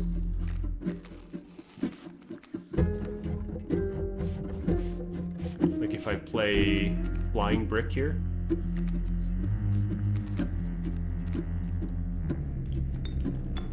Then we're just over the top, right?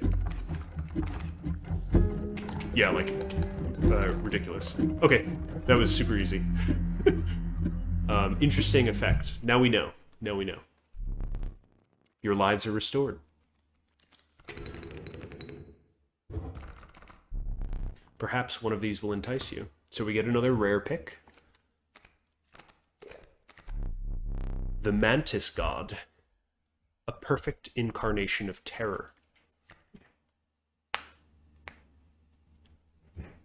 Strange Larva was really strong in our first deck. Really strong.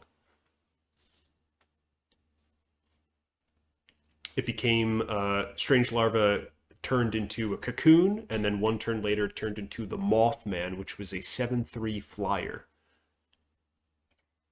The Mantis God is compelling because if I could sacrifice it and put this trifurcated strike on one of my cards, it becomes insane.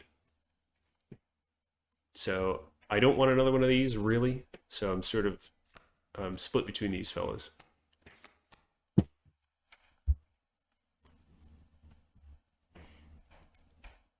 Either that's...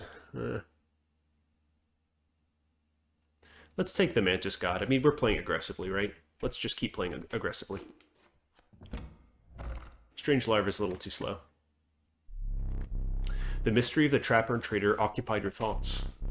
A light in the distance caught your eye. Let me see.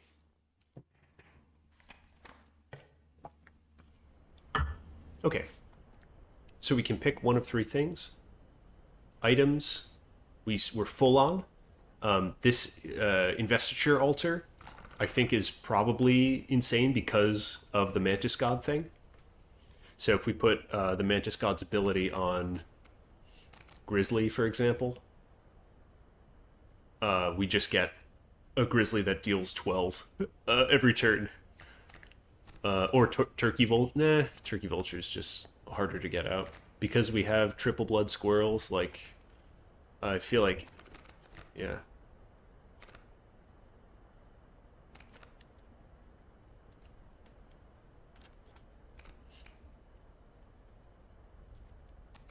Yeah, let's Mantis God a Grizzly. That seems good. It seems like overwhelmingly powerful.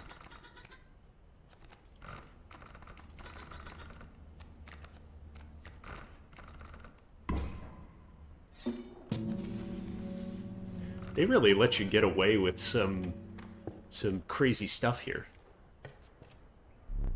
The warm light of the cabin cut through the thick fog. Surely your tribulations ended here. Surely.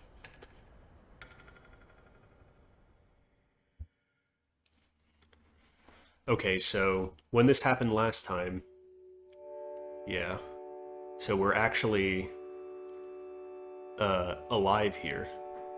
We're walking around, and we're going to be encountering a hand, I think. Big ol' hand. So this is another one of those blessings, where if we meet a certain criteria by drawing random cards from our deck, we can be granted a large boon. A rare opportunity arose. The great boons of Leshy's woods were on offer. I don't know who Leshy is. Is Leshy supposed to be the person that we're fighting against? The Trial of Skins. The 3 drawn cards must include a pelt card. Not doing that. The Trial of the Ring. If you have a ring, you pass automatically. Don't know what a ring is. The Trial of the Finned. The 3 drawn cards must include a card with the Waterborne sigil.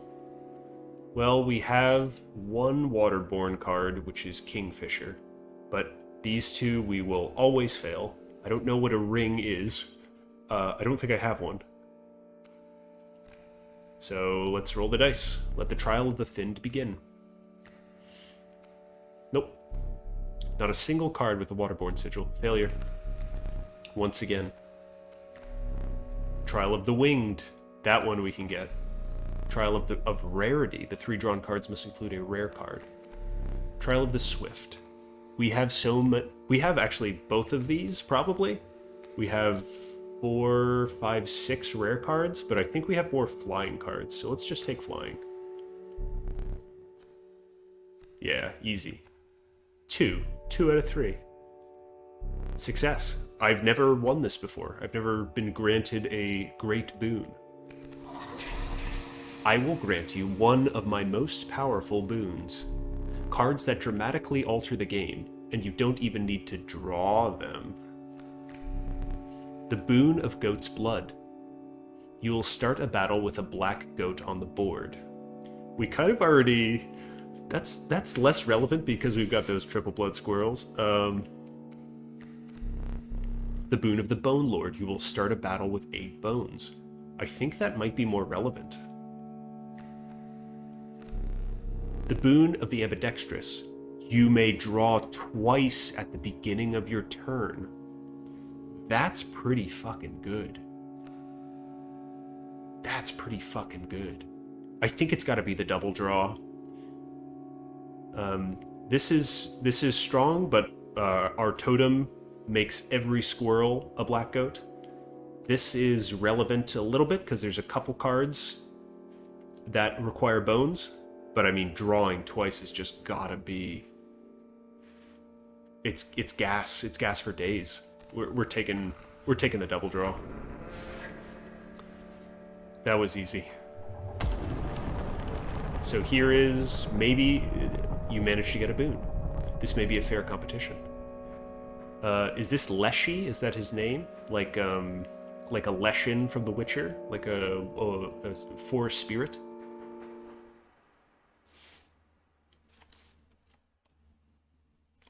Triple blood squirrels does roll off the tongue. And let me tell you, it feels oh so good to have them. You're back. So here's our forged man. Sit. I'm trying, but I can't actually look around the room here, so I must sit. Oh, how I relish this moment. I get the smoke. 2 flames will not suffice this time.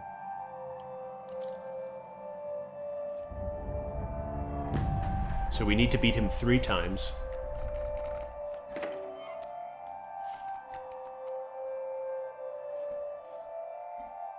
He's got amalgams, he's got a mole man. We have a host of extremely powerful items here. I'm not feeling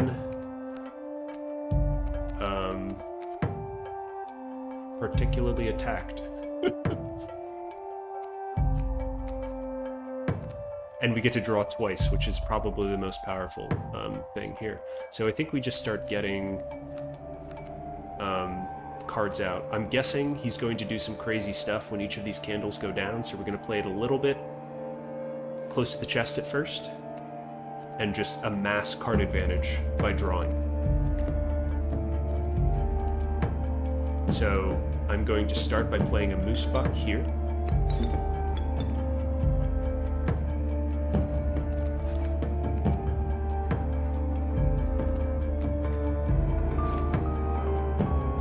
We're going to draw first from the deck.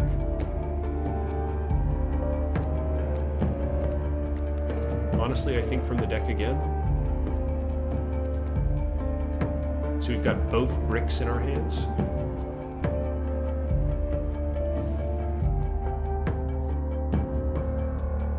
We can kill Mole Man.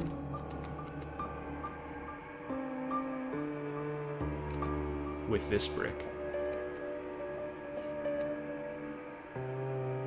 Although that flying might become more relevant in turns to come. I think it might be better to commit this brick. If that's the case, I kind of want to use this. I still don't even know what the heck this dagger does. And I'm afraid to use it.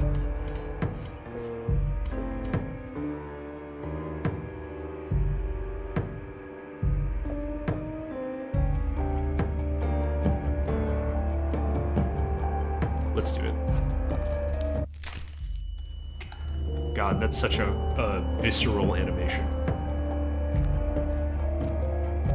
So we're going to sacrifice the smoke, get some bones to play not our flying brick, but our item brick.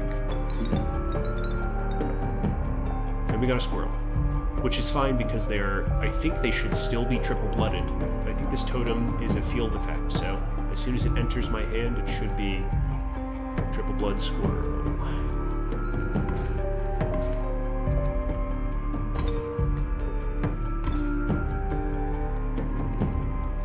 I keep forgetting that it's a thing.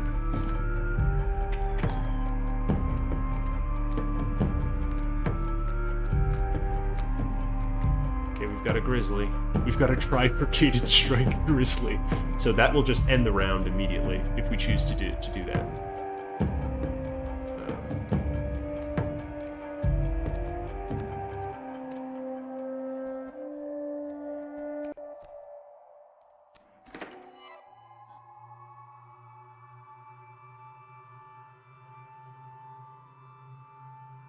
This is interesting.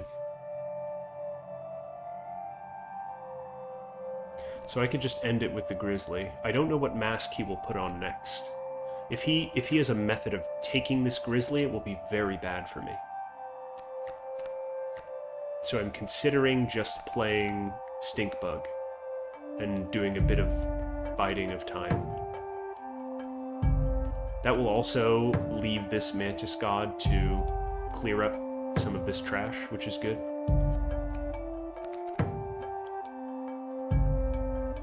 So if I play Stink Bug here, this Mantis God will have 0 attack.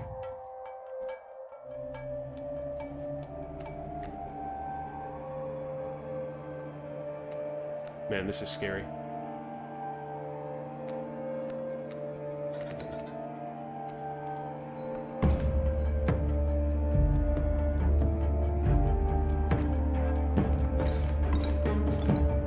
Some of these nuggets are held up now. I get to draw twice. Let's take from the deck. Mole Man. Mole Man is not very good. I think because we have a squirrel and a squirrel in a bottle, we should just keep drawing from the deck to look for very powerful cards like Grizzly here.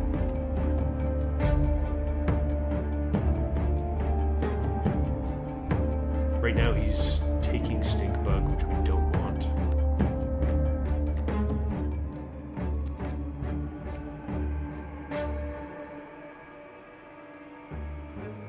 Also, I'm about to die, I'm realizing.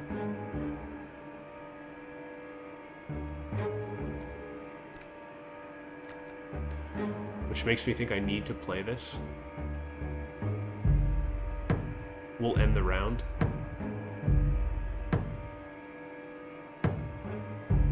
Also, he may take it, which means I need this squirrel as well. Let's do this. Squirrel, place. Triple strike, grizzly. Place here. So I'm getting in for 9, which will end the round. Play squirrel here, so that he will steal it.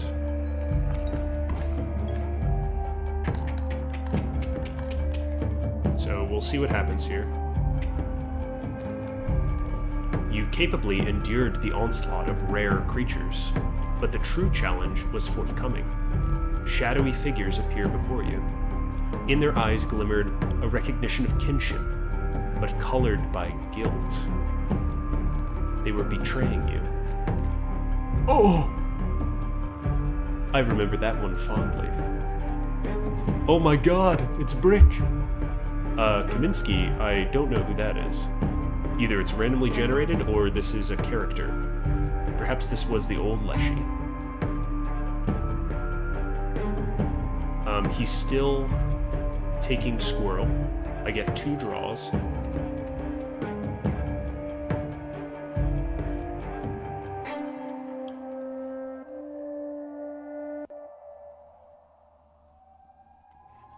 I think I'm just gonna draw and wait. This triple strike Grizzly should keep clearing up his board easily.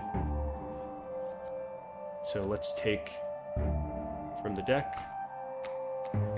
And let's take one of these.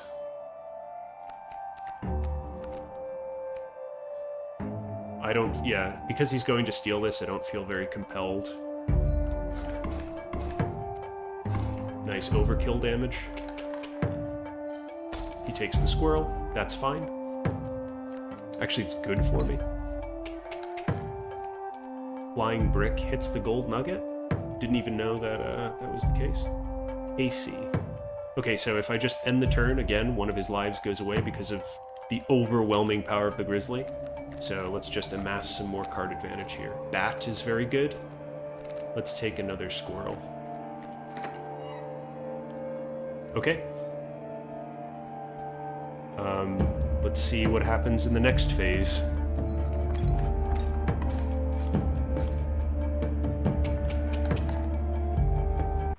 Second life. All right. Let's see. This damn moon. It's dramatic, yes. Oh, I'm so scared. This game is like, it's so unfair that I have no knowledge at all about what he's going to do at any given moment. But it provides no value to my board. I wonder.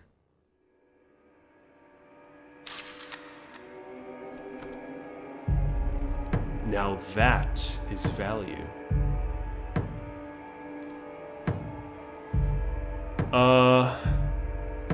The moon. Okay. So we know that his camera has the ability to capture things and turn them into cards. So he just played the moon. It looks like it currently has 0 attack, 40 health. It blocks flyers. Moonstrike. You think I could put Moonstrike on one of my grizzlies? Card bearing this sigil will strike each opposing space that is occupied by a creature. It will strike directly if no creatures oppose it. Title Lock. At the beginning of its owner's turn, a card bearing this sigil will pull small creatures like squirrels into its orbit. I don't know what that means, but we're just gonna keep drawing. Child 13's not very good here. Wolf seems fine. Double strike wolf. So Grizzly will deal 12.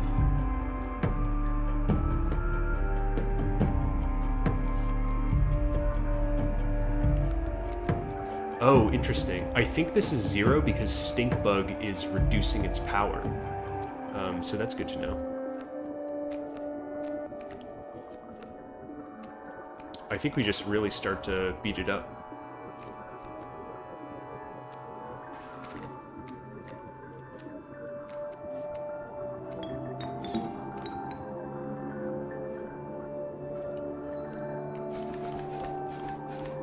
Okay, almost at half health. What is this? Weakening my moon with the stinky sigil. It makes no sense. Moons do not have a sense of smell. This is not how I imagine this battle going. Wow, he just, literally commenting on the specific scenario that I have.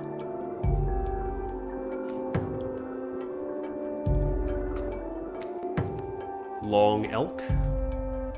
I wonder how poisonous works with the moon. Would poisonous instantly blow up the moon? Unclear. Take more squirrels. Yeah, I think we just keep...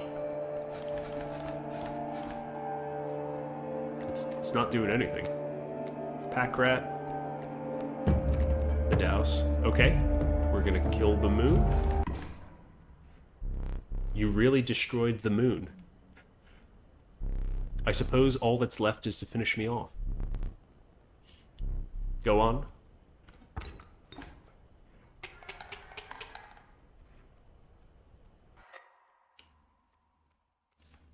We got him? I don't believe that could possibly... Did I just... I think I just beat him! Oh.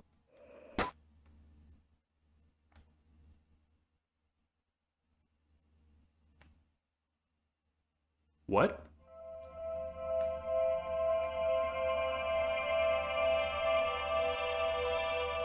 Cam works.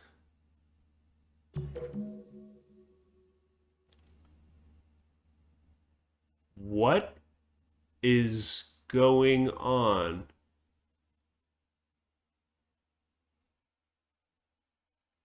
What? Okay. So we beat the final boss. And now there's a bunch of videos. 9:15, 9:15, 10:2, 10:3, 10:3, 10:3, 10:10. Error. I guess we start at the beginning. Um,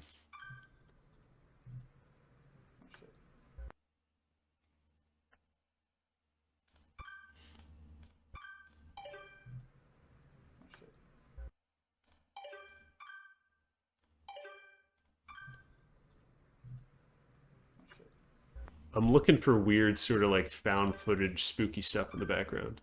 Hey there, card gamers. I'm the Lucky Carter, and this is another pack opening video. Today, I am opening Catch Monsters packs and digging for that epic, shiny Transcend Dog! And here I'll add some crazy VFX with lightning bolts or something. Okay, ladies and gentlemen, I am about to open my first pack. Feeling good about this one. Feeling real good. I can't believe he opens packs like that. That's just that's totally incorrect. Okay, and our first rare is a Birchkin. Not exactly a viable competitive card, but hey, it's a pretty one. All right, next pack. Feeling even better about this one. I can't believe he opens packs from the side like that. These cards are feeling extra silky today. I mean, they're so smooth. Not sure what they're doing down there at the card factory, but these are feeling good in my hands. Oh my god. Okay. Let's see what we got here. Birchkin? Some jank cards. Maybe a few additions to my draft cube. We'll see. And our rare for this pack is Bandog. Not exactly riveting so far, but we have many packs to go. Next pack, here we come. Just cut out this part. This is so strange. I feel a little personally attacked because I grew up playing card games, opening packs, Yu-Gi-Oh, Pokemon, Magic the Gathering, and his like little mannerisms and the way that he's talking about stuff, it's like resonating with me. It's like, oh yeah, the silky cards, and when you just have like a stack of packs just going through them, that cardboard cocaine. But it's clear that he's supposed to have a bit of a problem or something, I think. He's talking about like draft cubes and competitive viability, which if you're unfamiliar with card games, those are pretty technical terms dealing with specific modes of play, that sort of stuff. So they've got the lingo down. The person who made these clearly knows what they're doing. Hey there, card gamers. I'm the Lucky Carter, and this is a vintage pack opening Oh. Today I'm opening a few super rare old packs I snagged at a garage sale. I've got 4 packs of Inscryption. Oh. You would not believe the deal I got on these. Now, not all of you will even remember this game. I'm barely old enough to have seen these going around in my childhood. For whatever reason, they only did one set of these cards and then stopped printing them. There's not a huge market for them anymore, but at the rate I got them for, there's not really much to lose. That being said, a foil Mantis God goes for a couple $100. Mantis God is a good card. Trifurcated Strike. Really cool art on these. Definitely stands the test of time.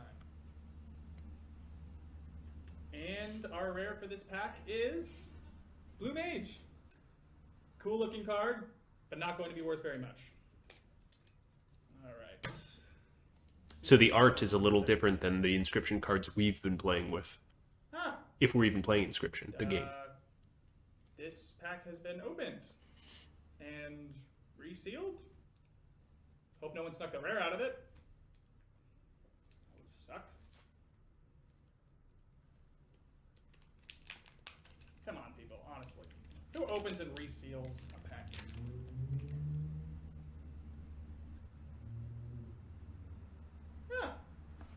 There's there's a set of coordinates on this card. Coordinates. Looks like they were drawn on with a pen.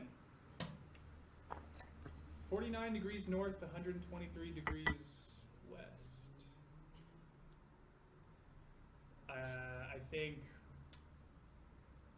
I'd have to check, but I think that's pretty nearby.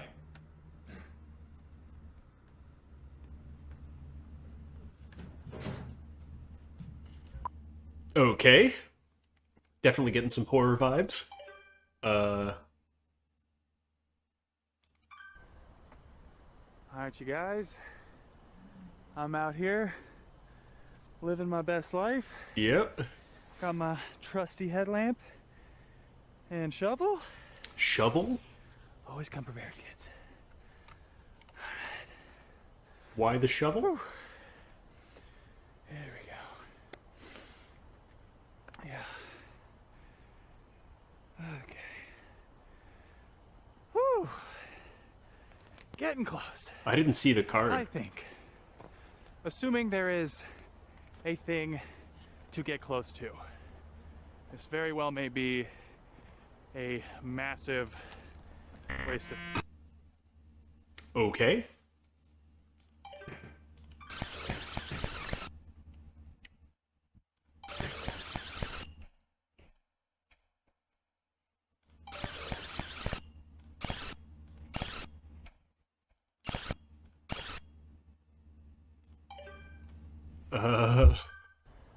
All right. Spooky?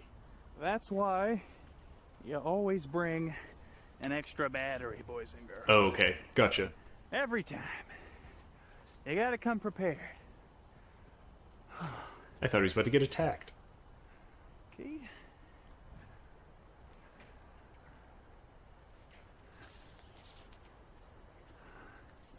This is so compelling. I don't even know what I'm playing anymore. All right. But I love it.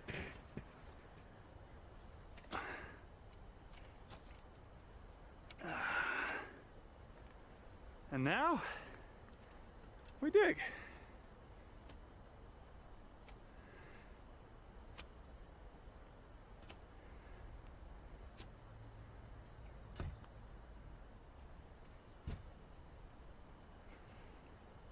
I give a 75% chance it's a rock. But only one way to find out. This is pretty spooky. What the fuck is that? Oh my god, you guys, I can't believe it. There's actually something here.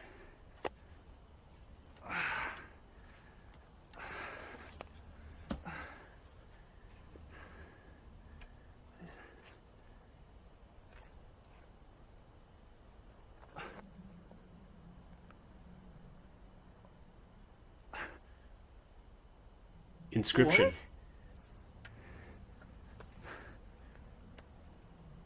What the fuck? Guys, are you seeing this? I'm a little confused.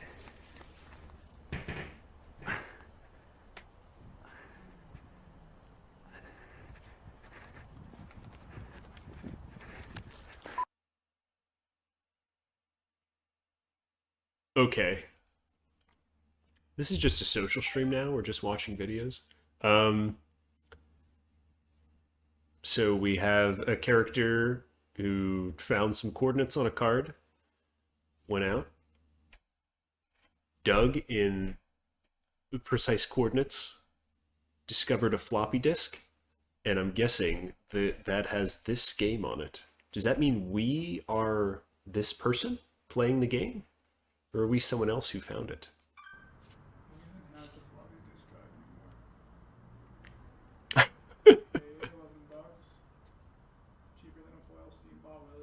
Steambot Willie. Alright, fine. Wow, great video. I still want to see the stats on Transcend Dog, honestly. Oh, wait. Okay, time to figure out what's on this thing. All right.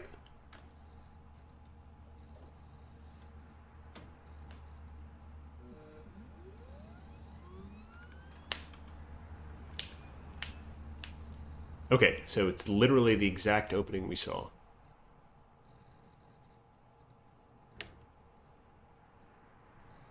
New game, also not an option?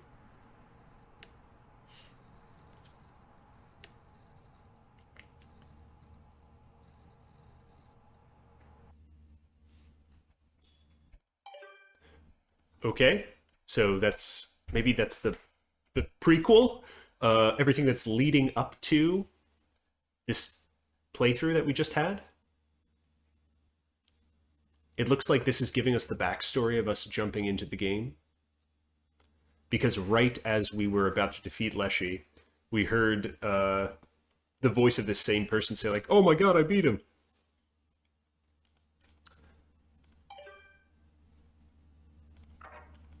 Okay.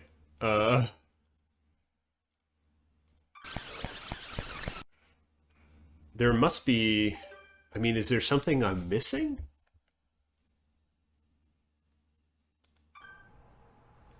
Okay, time to figure out what's on this thing.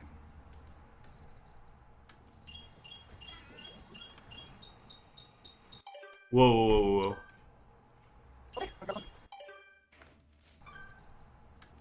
Let's just take a look at this environment for a moment. I thought I saw something. Do you see this mask here? That's a mask. Do you know who likes masks? Our adversary.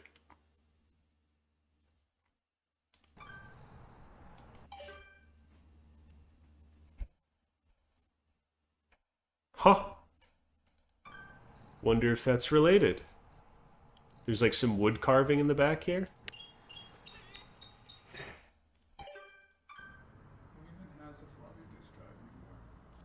What is this? What is this? Is that a squirrel? Mask? Squirrel? This is, this can't be a coincidence.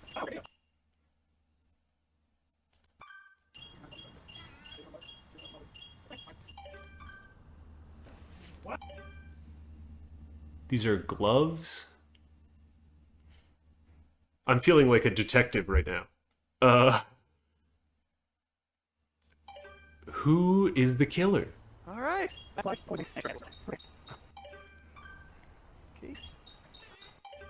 There was a cave here, or something like it. You see this?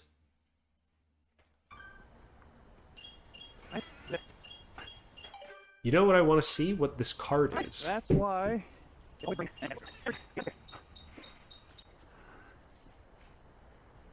He looks around and then he looks at the card. I wish I could see what that card was. Right. This is it. Wasn't it shown here?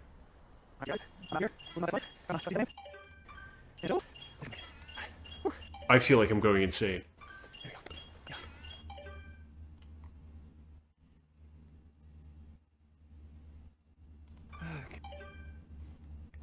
Abort attacking. I can't even read it. Am I supposed to... I feel like I should write down what those coordinates are. 49, 3019.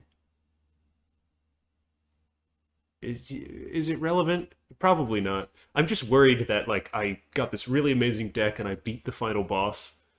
And there's going to be some, like, tiny bit of knowledge I need to get the true ending. And I'm going to have not written down the coordinates or something like that. 49, 123. Okay, if it becomes relevant. Hey there, card gamers. It doesn't look like there's anything particularly relevant Today I'm opening in these.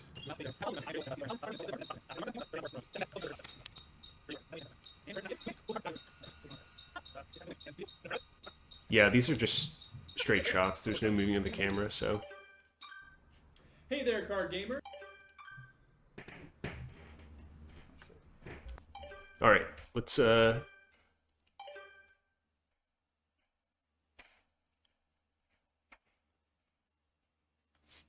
Okay.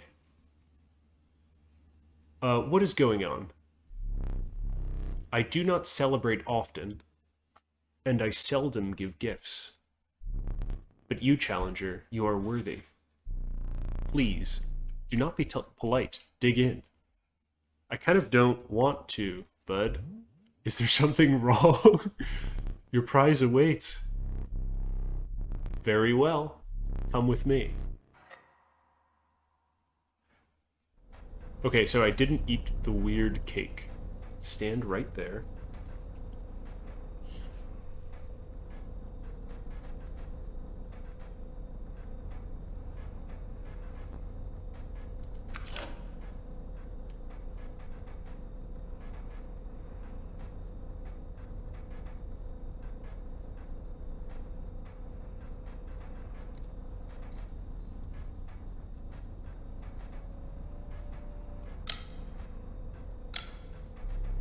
Please, do not be foolish. There's no film in there. I will need that. No, no, no, no, no, no. Oh my god. He's just gonna kill me. You, challenger, are a champion, and I wish to commemorate your victory. Please, inscribe your name. It's me, Brick. Shh, do not despair.